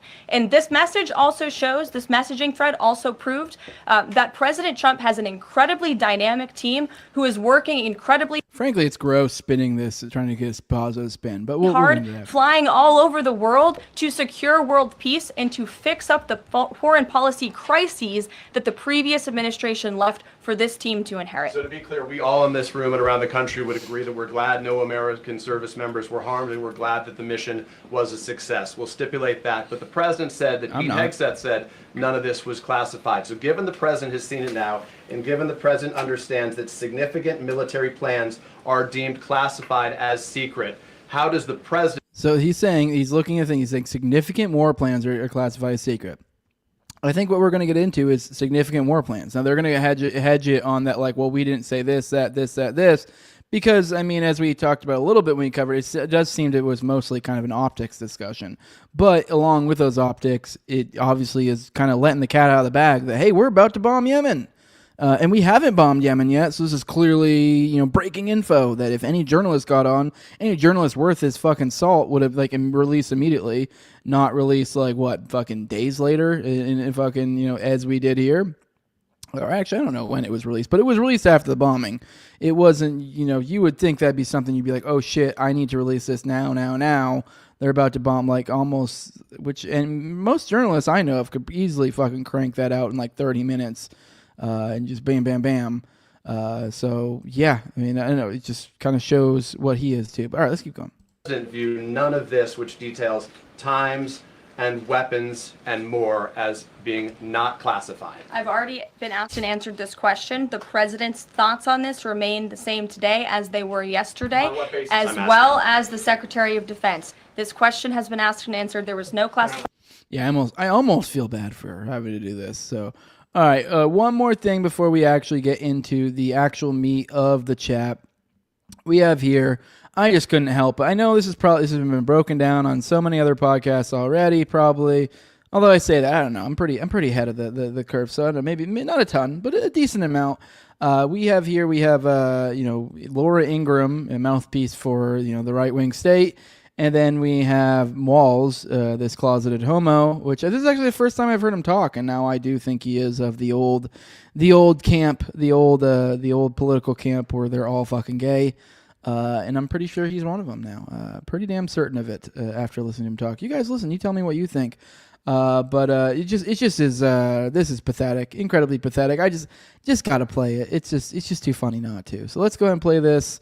Walls talking about how he fucked up. So your staffer did not put his contact information. No, but how did it end up in your that's phone? what we're trying to figure out. Okay, but that's a pretty big problem. That is what we've got the best technical minds, right? That's disturbing. And that's where I'm sure everybody out there has had a contact where it was said one person and then a different phone number. But you've never talked to him before, so how's the number on your phone? I mean, I'm not an expert. Where it said one person but a different number.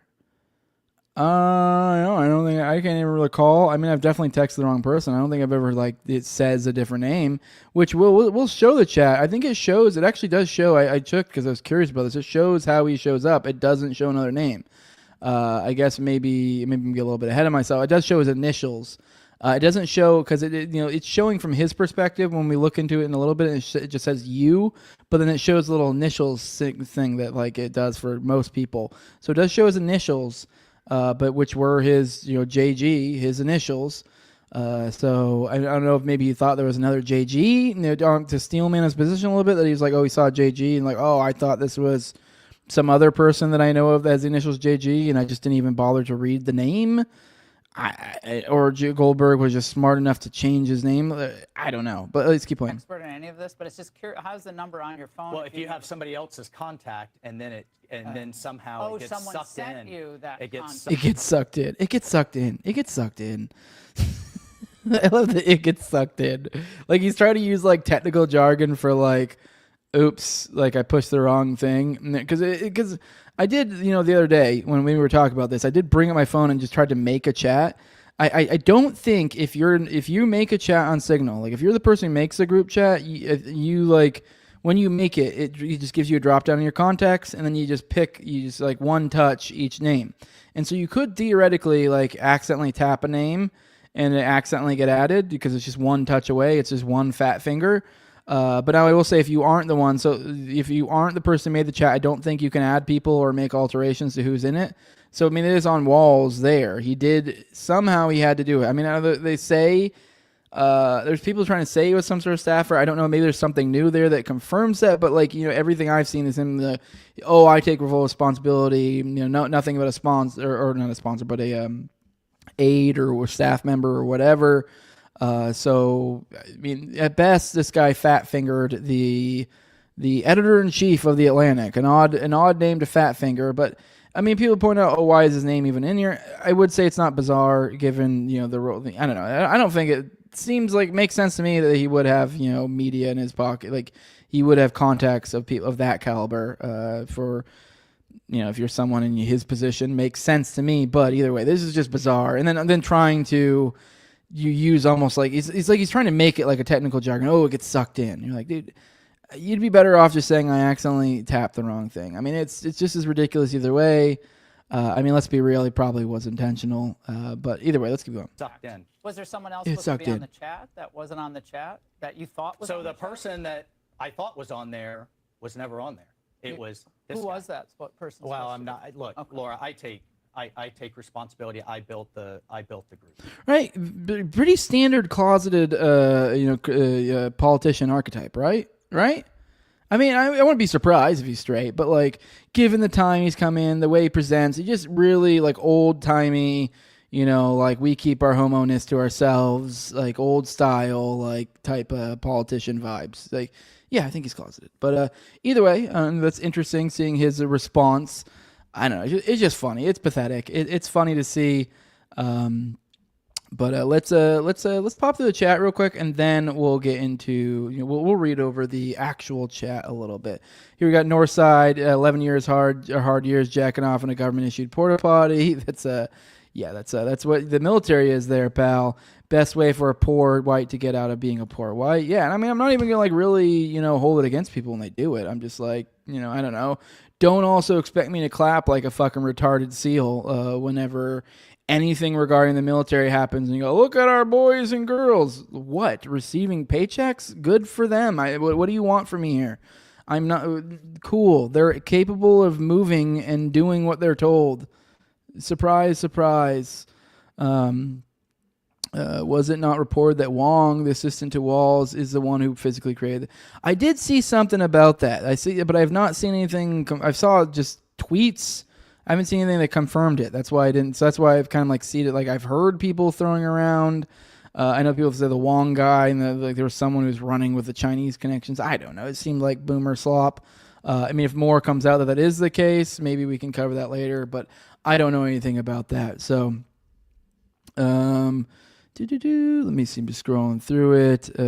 Someone said he was an 04. I'm assuming you're talking about Walls here. This was 10 minutes ago, so probably still talking about Walls being an 04. Checks out. I think he has some sort of spook, like Spec Ops type background from my recollection. Here's Bobo saying, I've heard multiple times that the U.S. Army service makes a lot of people realize anarchist capitalists after they realize how the system works, which that happened for me. Yeah, for sure. Definitely. I don't know if I'd completely attribute it to it, but yeah, definitely it's pretty... I mean, when you're learning about how economies should run, and then you're seeing the military, which is, let's be real, it's a socialist entity. Like it's literally like tax funded. Nothing about that's profit driven. There's no there's no real customers here. It's like completely just a contrived thing of the state. Just steals your money. And, there's just completely not a market-driven thing. So, yeah, I mean, like, when you start seeing those things and seeing, what's bad about that, you're like, oh, shit. You wake up pretty quickly. So somebody says this whole thing stinks to high level. I agree. Here's an interesting article on the guy who actually built the chat. Ooh, okay, there we go. Let's see. You found something on it. The guy who built the chat. Here we go. And then one more thing. Let me see, scrolling down. I got it. Share this instead. Here we go. All right. Well, thank you for that. Ducktory420. I don't trust Loomer, though. Oh, see, that's what I'm getting. Like, I saw tweets. Checks out that this is a Loomer thing. Why am I getting 404 not found? Okay, well, shit. I think you broke my computer. Thanks for that. Loomer's giving me fucking Jew porn. I don't even know where that went. Okay. All right. Well, that's glitching out, and it's saying error 404, and you're saying it's Loomer. So, I don't know. Share it when it's something not Loomer related. It's not letting me bring it up in anyways. So, I don't really believe shit she has to say. Let me scroll through this. All right. Just open up a Dunkin' Donuts like a real American hero, for sure. But Wong does have connections to the law firm that just sued the Trump administration for self-deleting Signal messages yesterday. Yeah, there was something about that I think I covered yesterday. The tweet didn't make sense, though. But yeah, there was something to do with like connections to the law firm and then the ones that actually did it. So it almost seems like it's like a controlled story on both sides, as if it's like, you know, all sides of this are kind of being controlled, is what the appearance is, which I'll be honest, that's kind of where I'm at with that. Oh, somebody said, he said it wasn't the full link. There we go. All right. Fine. You'll get me to bring up some Loomer fucking bullshit. Let's do it. All right, did Alex Wong, God damn it. This is fucking cool. Did Alex Wong add Jeffrey Goldberg to Houthi Signal Chat? Loomer's theory. Okay, so this is her theory. So she suggested a possible China link. Okay, that's what I was talking about. I saw someone posting about the China link, and immediately they completely fall in with the. This is like kind of exactly what this is Boomer Con Goyslop. Like maybe China did make it. But what that we're about to see here is kind of the story they cooked up. This is the right wing trying to be conspiracy minded, and I don't know. It must be China, and we'll fall in line with perfectly on Hegseth's side and all this here. That's basically what it is. I saw a tweet kind of about this. The idea that this is China, and then and really look at them. They set this up, and there wasn't even any classified info. All right. Anyways, Loomer suggested a possible China link to the chat leak involving Trump officials, pointing to Alex Wong's wife, Candace Chu, whose family has ties to Hong Kong. Speculated Wong's connections could explain how Jeffrey Goldberg was out of the chat, but provided no concrete evidence. Well, that's really all. I mean, I'm not even going to read more of that. Like, they provide no evidence. So this is just a possible link. Oh no, he has an Asian aid. I mean, would I be surprised if there's a Chinese connection? No. I haven't seen anything that supports that. So, all right, let's get into the actual story. I guess not the actual story, but into the thing itself. This is from the Atlantic. So this is them. This is them sharing it. Now, we're gonna read. I'm not gonna read the whole article. I don't fucking care because this is them reading. Essentially explaining to you what I'm about to show you. Anyways.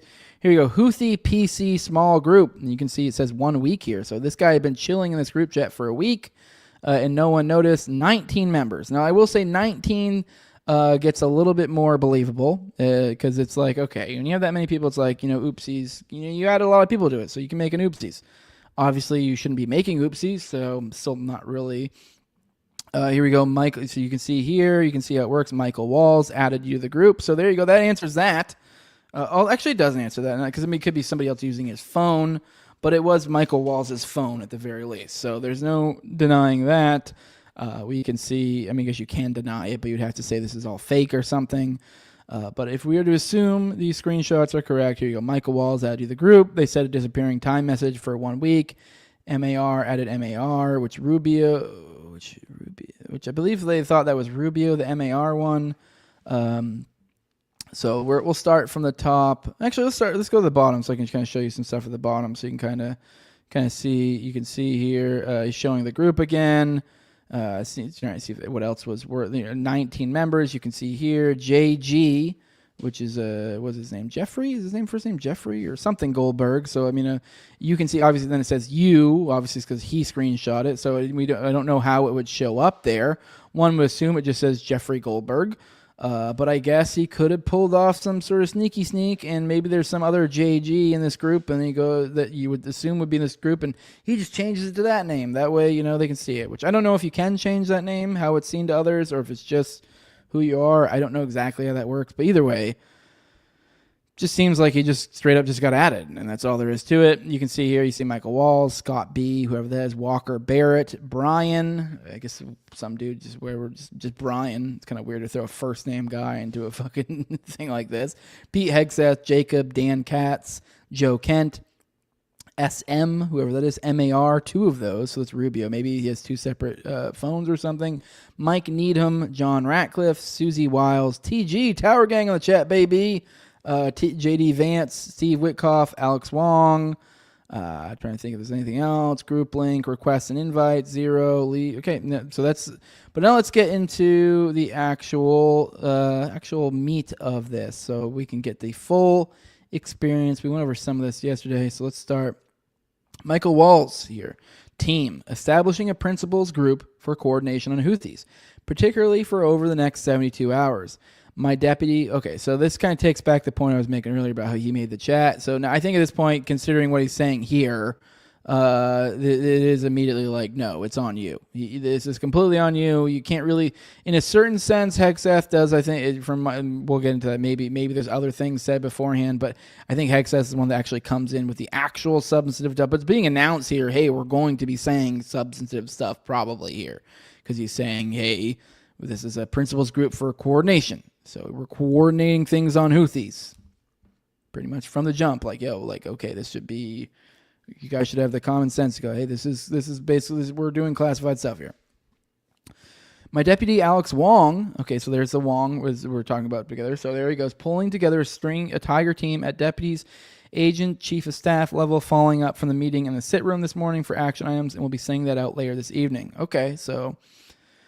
All right, so because he's evoked here, I mean, nothing so far that would imply anything on the Wong front. Please provide the best staff point of contact from your team for us to coordinate with over the next couple days and over the weekend. Thanks. Mike Needham for state. Now, I do find it interesting. I don't know if they did add people along the way. I'm scrolling through here to see if maybe other people get added. Like, oh, we need to add. Yeah, they are. They're adding people throughout, it seems, progressively. Like, oh, here's this guy. Some other guy. Let's see. No, well, actually, I guess they only added one other person later. So I've seen if like other people got added because, you know, the idea that like an oopsie later. It's just trying to figure out at what point. But no, I guess like from the jump of the creation of this group, it looks like he was added. So, all right, scrolling back up the top. Please provide a best. All right, someone says Mike Needham for state. Andy Baker for VP, Joe Kent for DNI, Dan Katz for secretary, Dan Caldwell for DOD. I think they're just naming off names that maybe they think should be added, or they're saying people for them to coordinate with over the next days. So they may even be in another group chat. They do that. Anyways, team. Now this is Michael Walls again. You should have a statement of conclusions with taskings per the student president's guidelines or guidance this morning in your high side inboxes. State and DOD. We developed suggested notification lists for regional allies and partners. Joint staff is sending this AM a more specific sequence of events in the coming days, and we will work with DOD to ensure COS, OVP, and POTUS are briefed. Team, I'm out for the day doing an economic event in Michigan. This is JD Vance. But I think we are making a mistake. 3% of U.S. trade runs through the Suez. 40% of European trade does. There is a real risk that the public doesn't understand this or why it's necessary. The strongest reason to do this, as POTUS said, is to send a message. But I'm not sure the president is aware how inconsistent this is with his message on Europe right now. There's a further risk that we see a moderate to severe spike in oil prices. I'm willing to support the consensus of the team and keep these concerns to myself. But there's a strong argument for delaying this a month, doing the messaging work on why this matters, seeing where the economy is, etc. Now, Joe Kent, there's nothing time-sensitive driving the timeline. We'll have the exact same options in a month. The Israelis will likely take strikes and therefore ask us for more support to replenish whatever they use against the Houthis. But that's a minor factor. I will send you the unclassed data we pulled on BAM shipping. John Ratcliffe, from CIA perspective, we are mobilizing assets to support now, but a delay would not negatively impact us, and additional time would be used to identify better starting points for coverage on Houthi leadership. Wow, one of the rare times that I'd be like somewhat supportive of the CIA, because it's like, hey, actually, you would be better to wait. So then you could actually, like, I don't know, be better, have your targets better, essentially. Pete Hegseth, now to the VP, I understand your concerns and fully support you raising with POTUS. Important considerations, most of which are tough to know how they play out. economy, Ukraine peace, Gaza, etc. I think messaging is going to be tough no matter what. Nobody knows who the Houthis are, which is why we would need to stay focused on 1. Biden failed, and 2. Iran funded. Waiting a few weeks or a month does not fundamentally change the calculus. 2 immediate risks on waiting. This leaks and we look indecisive. Israel takes on action first, or Gaza ceasefire falls apart. And we don't get to manage or start this on our own terms. We can manage both. We are prepared to execute. And if I had final go or no-go vote, I believe we should. This is not about the Houthis. I see it as 2 things. Restoring freedom of navigation, a core national interest, and 2, reestablish deterrence, which Biden created. But we can easily pause. And if we do, I will do all we can to enforce 100% OPSEC. I welcome other thoughts. Mike Walls, the trade figures we have are 15% of global and 30% of container. It's difficult to break that down to U.S. specific because much of the container either going through the Red Sea still or around the Cape of Good Hope are components going to Europe that turns into manufacturers' goods for transatlantic trade to the United States. Whether we pull the plug or not today, European navies do not have the capability to defend against the types of sophisticated airship, cruise missiles, and drones the Houthis are now using. So whether it's now or several weeks from now, it will have to be the U.S. that reopens these shipping lanes. Per the President's request, we are working with DoD and state to determine how to compile the costs associated and levy them on the Europeans. Mike Walls, as we stated in the first PC, we have a fundamental decision of allowing the sea lanes to remain closed or to reopen them now or later. We are the only ones with the capability, unfortunately. From a messaging standpoint, we absolutely add this to of horribles on why the Europeans must invest in their defense. JD Vance, Pete Hegseth, if you think you should do it, let's go. I just hate bailing Europe out again. Let's just make sure our messaging is tight here. If there are things we can do up front to minimize risk to Saudi oil facilities, we should do it. Pete Hegseth, I fully support your loathing of European freeloading. It's pathetic. But Mike is correct. We are the only ones on the planet on our side of the ledger who can do this. Nobody else even close. The question is timing. I feel like now is as good a time as any, given POTUS' directive to reopen shipping lanes. I think we should go, but POTUS still retains 24 hours of decision space. As I heard it, the president was clear. Green light, but we soon make clear to Egypt and Europe what we expect in return. We also need to figure out how to enforce such a requirement. E.g., if Europe doesn't remunerate, then what? If the U.S. successfully restores freedom of navigation at great cost, there needs to be further economic gain extracted in return. P. Hegseth, agree. P. Hegseth, team update. Time now. Weather is favorable. Just confirmed with CENTCOM. We are go for mission launch. 12:15 F-18's launch. First strike package. 13. This is fucking okay. Now we're getting to like, dude, this is when it's like, yo, dude, this is like, yo, literal times.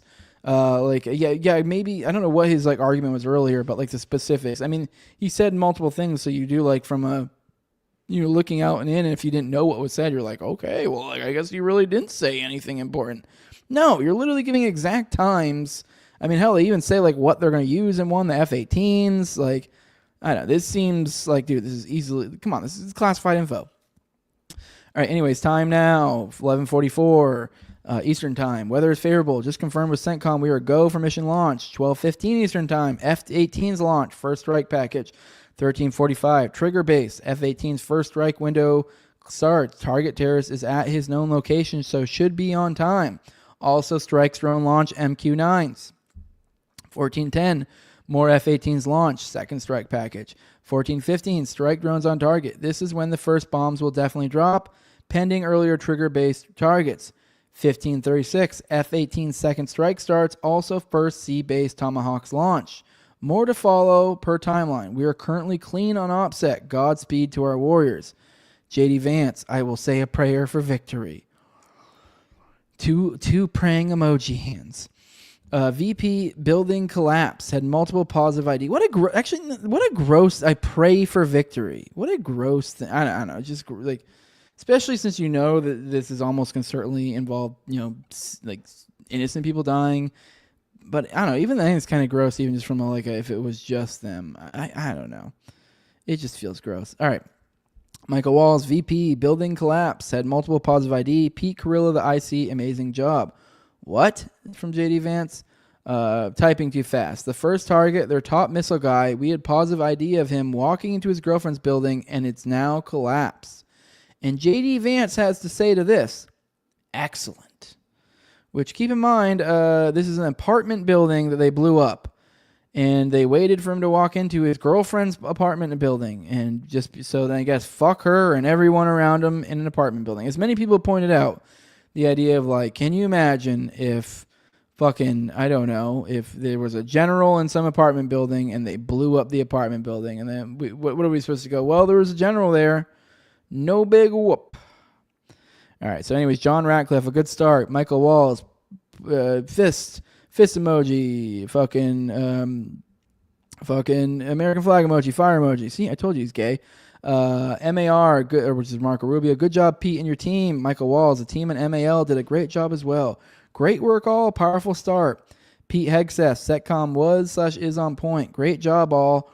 More strikes ongoing for hours tonight, and we will provide full initial report tomorrow. But on time, on target, and good readouts so far. Susie Wiles, kudos to all, most particularly those in theater and CENTCOM. Really great. God bless. Steve Witkoff, which I guess he's also a homo. Prayer hands, flexing arm, American flag. Fucking gay. Great work and effects from TG, whoever the fuck that is. So there you go. That is the full thing. So you guys tell me, does this seem like stuff we should be able to fucking, I don't know, consider classified? Seems pretty damn classified to me. Someone says give them a break. They're the most transparent administration. Yeah, I guess that's true. They are the most transparent administration. Yeah, this is wild. You think God never killed a fool? No, it just feels gross to pray for it, especially when you know there's going to be innocence. So I don't know. I think they released it to him on purpose. I kind of agree with you, Doc Torrey. If this was real, they would have Assange just Goldberg. Well, he was a good little play. I mean, even if this is real, I don't agree with that. I think if this is real, he played his part like he was supposed to. He fucking didn't release it early. Like he didn't blow up their spot about that they were going to blow up Yemen. He also left the group chat of his own volition later before publishing the story. So yeah, what the fuck? What kind of, I don't know. It just doesn't seem like the kind of instincts you would really want in a journalist, particularly. So, yeah. Who do you not trust that much that is in on this chat? Every single fucking one of them. So, so yeah, I'm just scrolling through the chat. Toad is a Fed. Toad is probably a Fed. Yes. Just scrolling through. All right, JC in the chat. Going to TG, make your Thursday morning post so Mark can answer. What the fuck is it? All right, yeah, this has nothing to do with China or Z. Yeah, I tend to agree. Yeah. Since when does Congress respond so fast to having a hearing the very next day in the shit? Sus. Yeah, exactly. I think it really is just like this does feel like it's set up. So whoever said that earlier, I think you're basically dead on. So my only goal today is not jork to episodes of Eureka's Castle on YouTube and put the barrel in my mouth. Well, I'm here to help you. That's what we're here for. Prevent you from blowing your brains away and give you something to do and keep you from cranking on your hanker. So here we go. Elucidation Station. Pete Hegseth is the man that decides what is what and what is not classified military. So him putting on a non-secure app, good de facto makes it unclassified. Good enough argument for me. I don't know. I think that's kind of fucking wild to me, to be completely honest. So I guess perhaps so. Although, like, is that really for the military? Only the military, the SecDef to determine? I don't know. I'm unsure. I mean, because hell, it's not just military stuff. I mean, there's all sorts of classifications in other departments, not military. So I don't know. I mean, maybe you're correct. Maybe it really is just as simple as that he determined it not as classified, so it's not classified. But I would still think, even if it is that simple, then you would be like, okay, like, yeah, I guess technically, but it's still like you would give him, be like, you should have considered that classified. Because, like, I mean, well, I don't care. I mean, I'm actually all for. I just wish Goldberg had come out with this information earlier. That's the only thing I wish here. But, from I don't know, if from an OPSEC perspective, from having the guy running your SecDef, I mean, if you actually care about, I don't know, your mission being done in a certain way, I don't know. I wouldn't want that guy running it if I actually cared about the mission of them. So, all right, let's do one more story before we get out of here.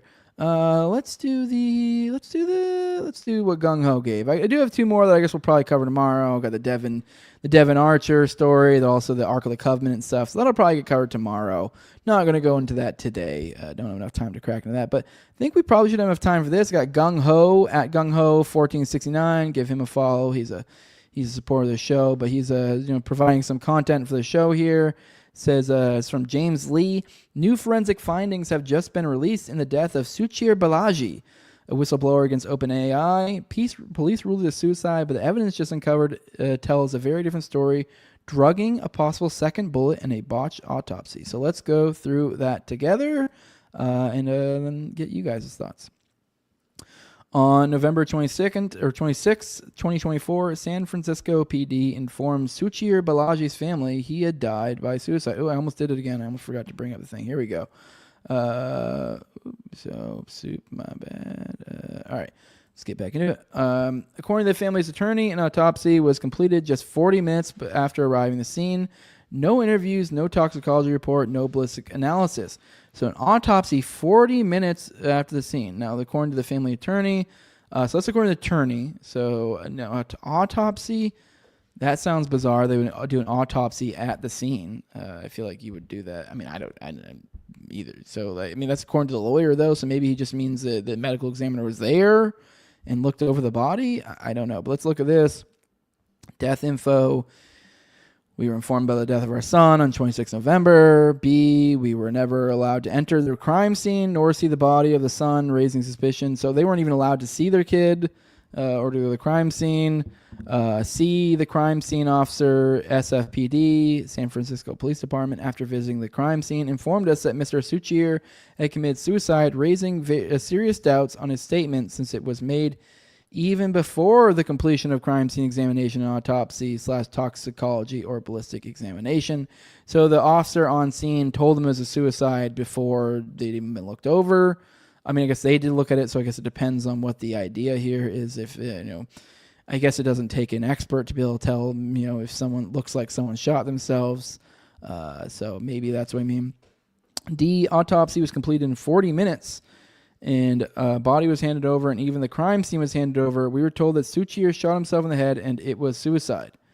With an adequate and incomplete crime scene examination, incomplete autopsy examination without ballistic report or PMCT or toxicology report, how were they able to come into the conclusion of suicide? This attitude of SFPD and OCME raised serious doubts over the cause of death and manner of death. Hence, we decided to conduct the second autopsy. All right. This is the last known footage of Suchi Balaji before his death. Multiple other CCTV cameras in his apartment complex, including one covering a secondary entrance, were mysteriously disconnected around the time he died. All right, shit. 4. Body cam footage shows SFPD officers touching and examining the crime scene without gloves, a blatant breach of protocol.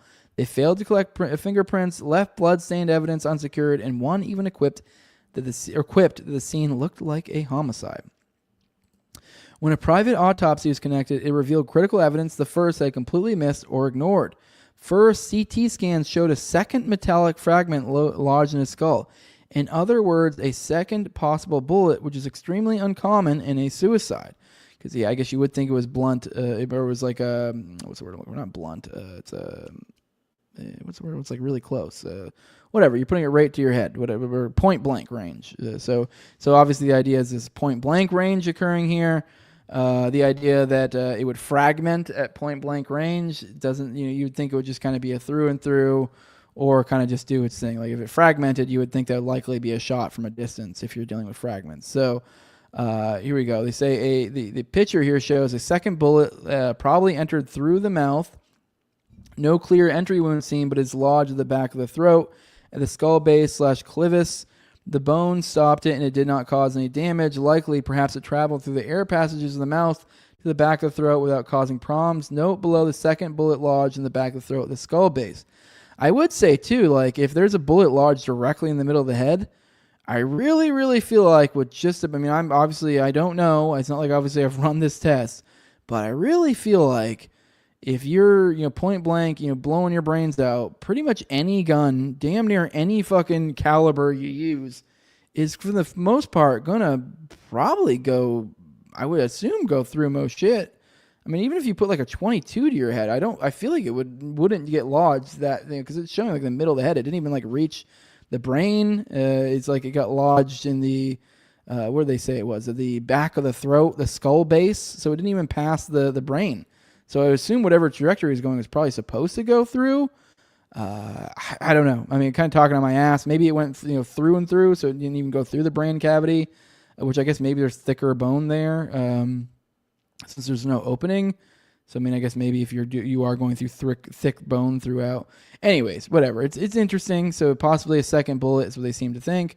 The toxicology report raised even more red flags. He had a blood alcohol level of 0.178, well above the legal limit. I mean, does that raise a red flag, though? I mean, if someone does kill themselves, I feel like that'd be common. He also had extremely high levels of GHB in his system. Now, there we get into some weird stuff. A date rape drug commonly used to incapacitate victims. I mean, I guess the argument would be like, oh, he tried to roofie himself to death, maybe? This seems ridiculous to me. No. So alcohol and roofie. So it looks like he got roofied, is what it kind of looks like to me, you would think. Based on these reports, Huchier would have been heavily impaired, possibly unconscious at the time of death. I guess 0.178. I mean, yeah, it's what 0.06 is what, or 0.08 is when they say that's above the legal limit. That's when you're legally impaired. I mean, I'm just trying to like base that off. That's what, like usually 2 beers deep for like a adult male. That's like usually about 1 beer for like a small adult woman. So 0.178, that's, I guess you could say that's like 2 and some change. I don't know. Is that really like you're blacking out at 0.178? I'm unsure. I don't really know how you would gauge how drunk someone is with that. I guess because I was thinking like almost 0.1 is like, a couple beers. So almost 0.2. I don't know if the math works perfectly for that. Like if it's like you just like, oh, we'll double that. But either way, either way, the GHP is obviously the one that's concerning. You're like, what the fuck? Based on these reports, you've been heavily impaired, possibly unconscious. Also, the gun found in the scene had no blood, no tissue, no back splatter. His hands in either. For a point-blank shot to the head, that's virtually impossible. So here we go. We see here, excerpt saying exactly what I just said, so I'm not going to read it again. The crime scene also told a different story from the official narrative. Rooms were disturbed, furniture was moved, blood spatter patterns should suggest Suchier had been standing, crawling, and possibly struggling before the fatal shot. Does this look like a suicide to you? So let's go ahead and play this. Did you find bottles of alcohol laying around or No, sitting we around? didn't. Only Gatorade is there. Yeah. So you don't see any bottles of alcohol, but his blood alcohol level was 0.178? Yeah, that's the strange thing for us. We don't understand how that's possible. And he's not a regular drinker. Like, I just even question myself, someone who's so high in alcohol level. Let's take endogenous alcohol formation reduces 15%, right? Even then it's high for someone who's not used to. Can he even shoot himself? Yeah, and in your autopsy, you found that he apparently shot himself twice, right? Is That's the second gun one need wounds? to be. A radiologist has confirmed there is a second bullet. Is that food? But we're still waiting for more confirmation from it. Is that food on the floor? Yes, food was And that's spilled the on the floor. That is probably to make an impression that he was drunk and kind of things. Got it. Keep going, Rob.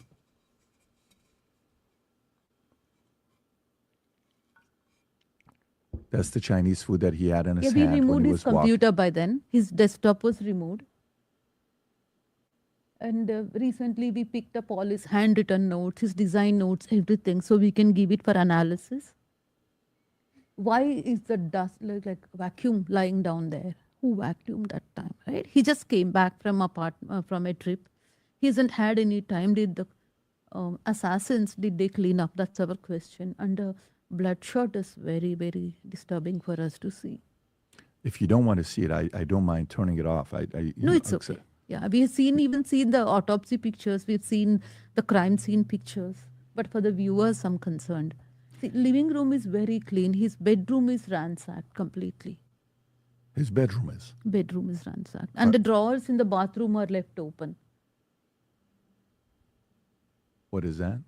That's the gun box and that's the receipt of the gun. He owned a gun a year ago So For it sounds like he safety. just bought the gun. He bought the gun a year He ago. bought Okay. it 2024 January. So this is an old gun he had, and they still laid it out with the receipt and everything. That's weird. That's odd. So this is his rooms ransacked. Okay. What were they trying to find? Yeah, that doesn't. A pen drive, probably. I don't know. Okay. Yeah. You know why? Why they would have ransacked? Suchi knew a lot Yeah, of shit's all over the secrets. place. Yeah. They knew he's very smart. He hide somewhere. Even now, I have the hope as a mother, I know my son will not go without any evidence.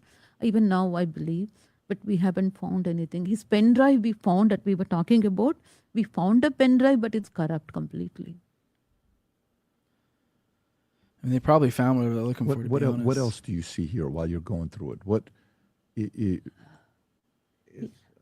Storage and If any of you nerds know what he whistle blew on, feel free to put in the chat. 'Cause Yeah, that's I haven't the looked into gun that yet. I bag. remember seeing a That's the story about gun this a bag. while back, but I never really How many looked into bullets it. were missing? I think he has something to do with Sam Altman shit. I That don't we know don't enough know, more right? than that. Okay. But so you haven't opened that box to see what's in it. No one's touched it. While you're going through this, is somebody watching you do this? Did they give you permission to do this, or at this point it's? I mean, I get that, like, if you were going to kill yourself, especially if you were like looking for the gun, it sounded like it was an old gun. Maybe you would dig through stuff, but this is more than that. This is someone went through somebody's shit. It looks open. You can go through it because rent's still being paid. This was by a crime scene investigator. He took this video. Not This is not you. This is the crime scene investigator that got the sign off to do that. Yeah. So that's we are retaining the apartment in case we need to. They're blurring out the blood Got it. now. So that's the bathroom. That's his blood. And the blood here, if you notice the blood near the back, it looks like spitting or coughing blood. And it's outside the main area. Yeah, that's a good point. I show the picture of the body. The body was inside. Head was towards this door corner, the hinge of the door and the door frame. And if you see, like, there's no sign of Suchi walking around after he was shot finally. The final shot for him was fatal. He lost his life immediately. Where is all the blood spatter from? The spitting of the blood? We have something to corroborate. Why is there blood on the? Exactly. Why is there blood on the sink? Our CSI mentioned that this could be from the head injury. Potentially, when he was in the bathroom, he might have been attacked from behind because there's a head injury here. He believes that smallest. All right. Well, I think that's all of that. Really, I mean, this is interesting. I mean, I do. It looks like this guy was probably killed. Here we go. Someone says my friend shot himself twice in the head. He's intoxicated. The first one didn't finish him, so he shot himself one more.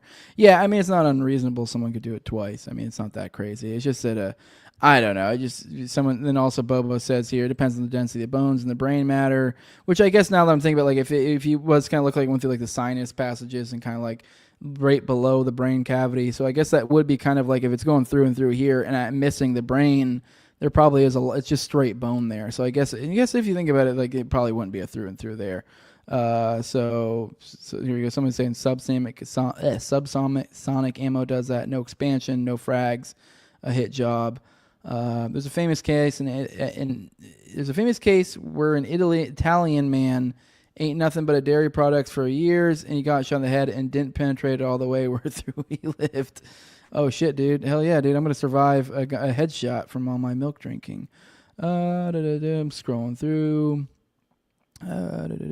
Scrolling through. Seeing what you guys say. Yeah, the Indian accent's a bit much. You guys are making fun of that. So our side, yeah. Jose, this whole thing glows like with the gun out like that. Yeah, the gun out and like with the case and the receipt. That's bizarre. That's very bizarre, and especially then his place is like ran through all over the place. So my son would never go without evidence. What does that even mean? Well, I think the idea is that, like, if someone's trying to kill you and you know, I think she's saying the idea that, like, he would be smart enough to do something. It's kind of the same idea, like, Jesse Trento, I think, made multiple times has made similar quotes in relation to his brother, Kenneth. Because there was definitely, you look at the body and it's like, there's lots of evidence that are like, yeah, that's clearly not a murder, not a suicide, but I don't know. It looks like he kind of didn't get with it. I don't know if she's implying that he would have something out there.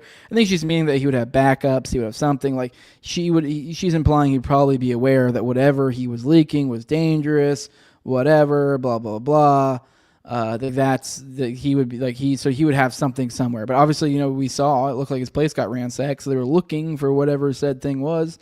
I would assume they found it, but I think she's just kind of being hopeful and saying, I believe my son and probably left some sort of information to help us solve his mystery or murder somewhere out there. It's not that crazy with situations like that. You hear people make those sort of statements. Dr. Torrey is saying he's worked for Sam Altman at OpenAI. Maybe he has something that if he released would basically destroy the AI industry, but I can't remember. I'm probably full of shit. Yeah, I don't know. He was blowing the whistle on the company illegally using copyright material to train other AI. Okay, I guess that would cost the company probably a shitload of money. Never do this shit to your parents. That's some fucked up selfish shit to do your folks. For sure. I mean, assuming he did it, actually did it. Yeah, it's fucked up to do that. Also, did you hear about the 4 deputies from the same sheriff's office in Texas killing themselves past couple of weeks? No. If you know anything about that, definitely tag me. That is interesting. I don't know if you guys saw. I didn't cover it today, but on Anti-War News, there was 4 soldiers who died in Lithuania. We don't know the exact circumstances yet, but they're just gone. Training accident. We don't know why. Just 4 soldiers dead in Lithuania. Training accident. It's just weird. I don't know. But then we see JC. It's weird to me that foreign policy officials use a janky free app like Signal and not something way more secure and expensive. The whole story is weird. And yeah, I guess I saw people still going on about the classification thing. They're saying, I guess the ultimate authority comes down to the president. So if the president and the Secretary of Defense are both saying it's not classified, it's not classified. But all right, even then at that point, and now we're at the point where like, all right, well, you guys should have treated that as classified, right? Can we all admit that? You should have. Like, that makes sense. But either way, whatever. Let's get out of here, guys. We're at 2 hours. But we're going to get out of here. Make sure to, if you guys want to support what we're doing over here, make sure to leave a like, share, subscribe, comment, all that good stuff. It doesn't even cost you $1.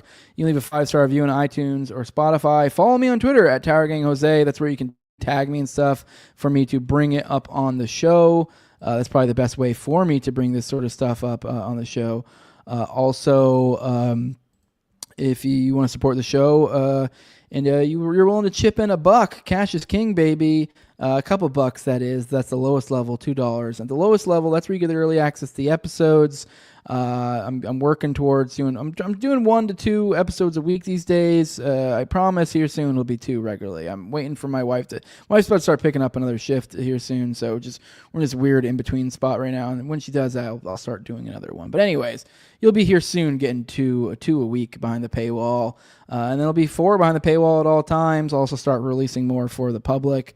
But obviously, you patrons will get that shit way earlier, damn near almost a month early. Also, there's an ad-free RSS there that you guys can get access to. And you can be a talking head on Already Dead, which is me and Austin's weekly call-in show, which is on Tuesdays at 9:30 p.m. Eastern. Speaking of those paywall episodes, I'm supposed to be doing another False Memory Syndrome episode tonight. It depends, I guess, if he's knocked out more content. If not, I'll probably be doing an Oklahoma City bombing episode on his channel. So either way, keep an eye out for that if you're looking out for more content. But the highest level of this is my sponsors. I read them off every episode. My co-host on Tower Gang at Tower Gang Toad. Also at @BrigadeDs, at ZOVRECK, at _Infinite Zeal. Tim Tuttle, you can follow him at Jolly on Klebold. Then Will Bell's Delicious Blueberry Rabbit Eye Wine. Then big fan of the show, Torn May. Then at INWARD Lover. Love you all. Appreciate you all showing up. Everyone's saying bye-bye, bye-bye. Everyone's saying what a huge grift. What's a grift? Me doing plugs? I mean, you guys can leave when the plugs come on. Or are you just saying whatever? Yeah, it's a huge grift. I've been doing this for like 4 years, and I make like maybe a few $100 off you guys on that side of things. So, yeah, I'm a really bad grifter if that's the case. I don't know if you're just playing around. But either way, we're out of here, guys. Love you all. Deuces. Bye-bye.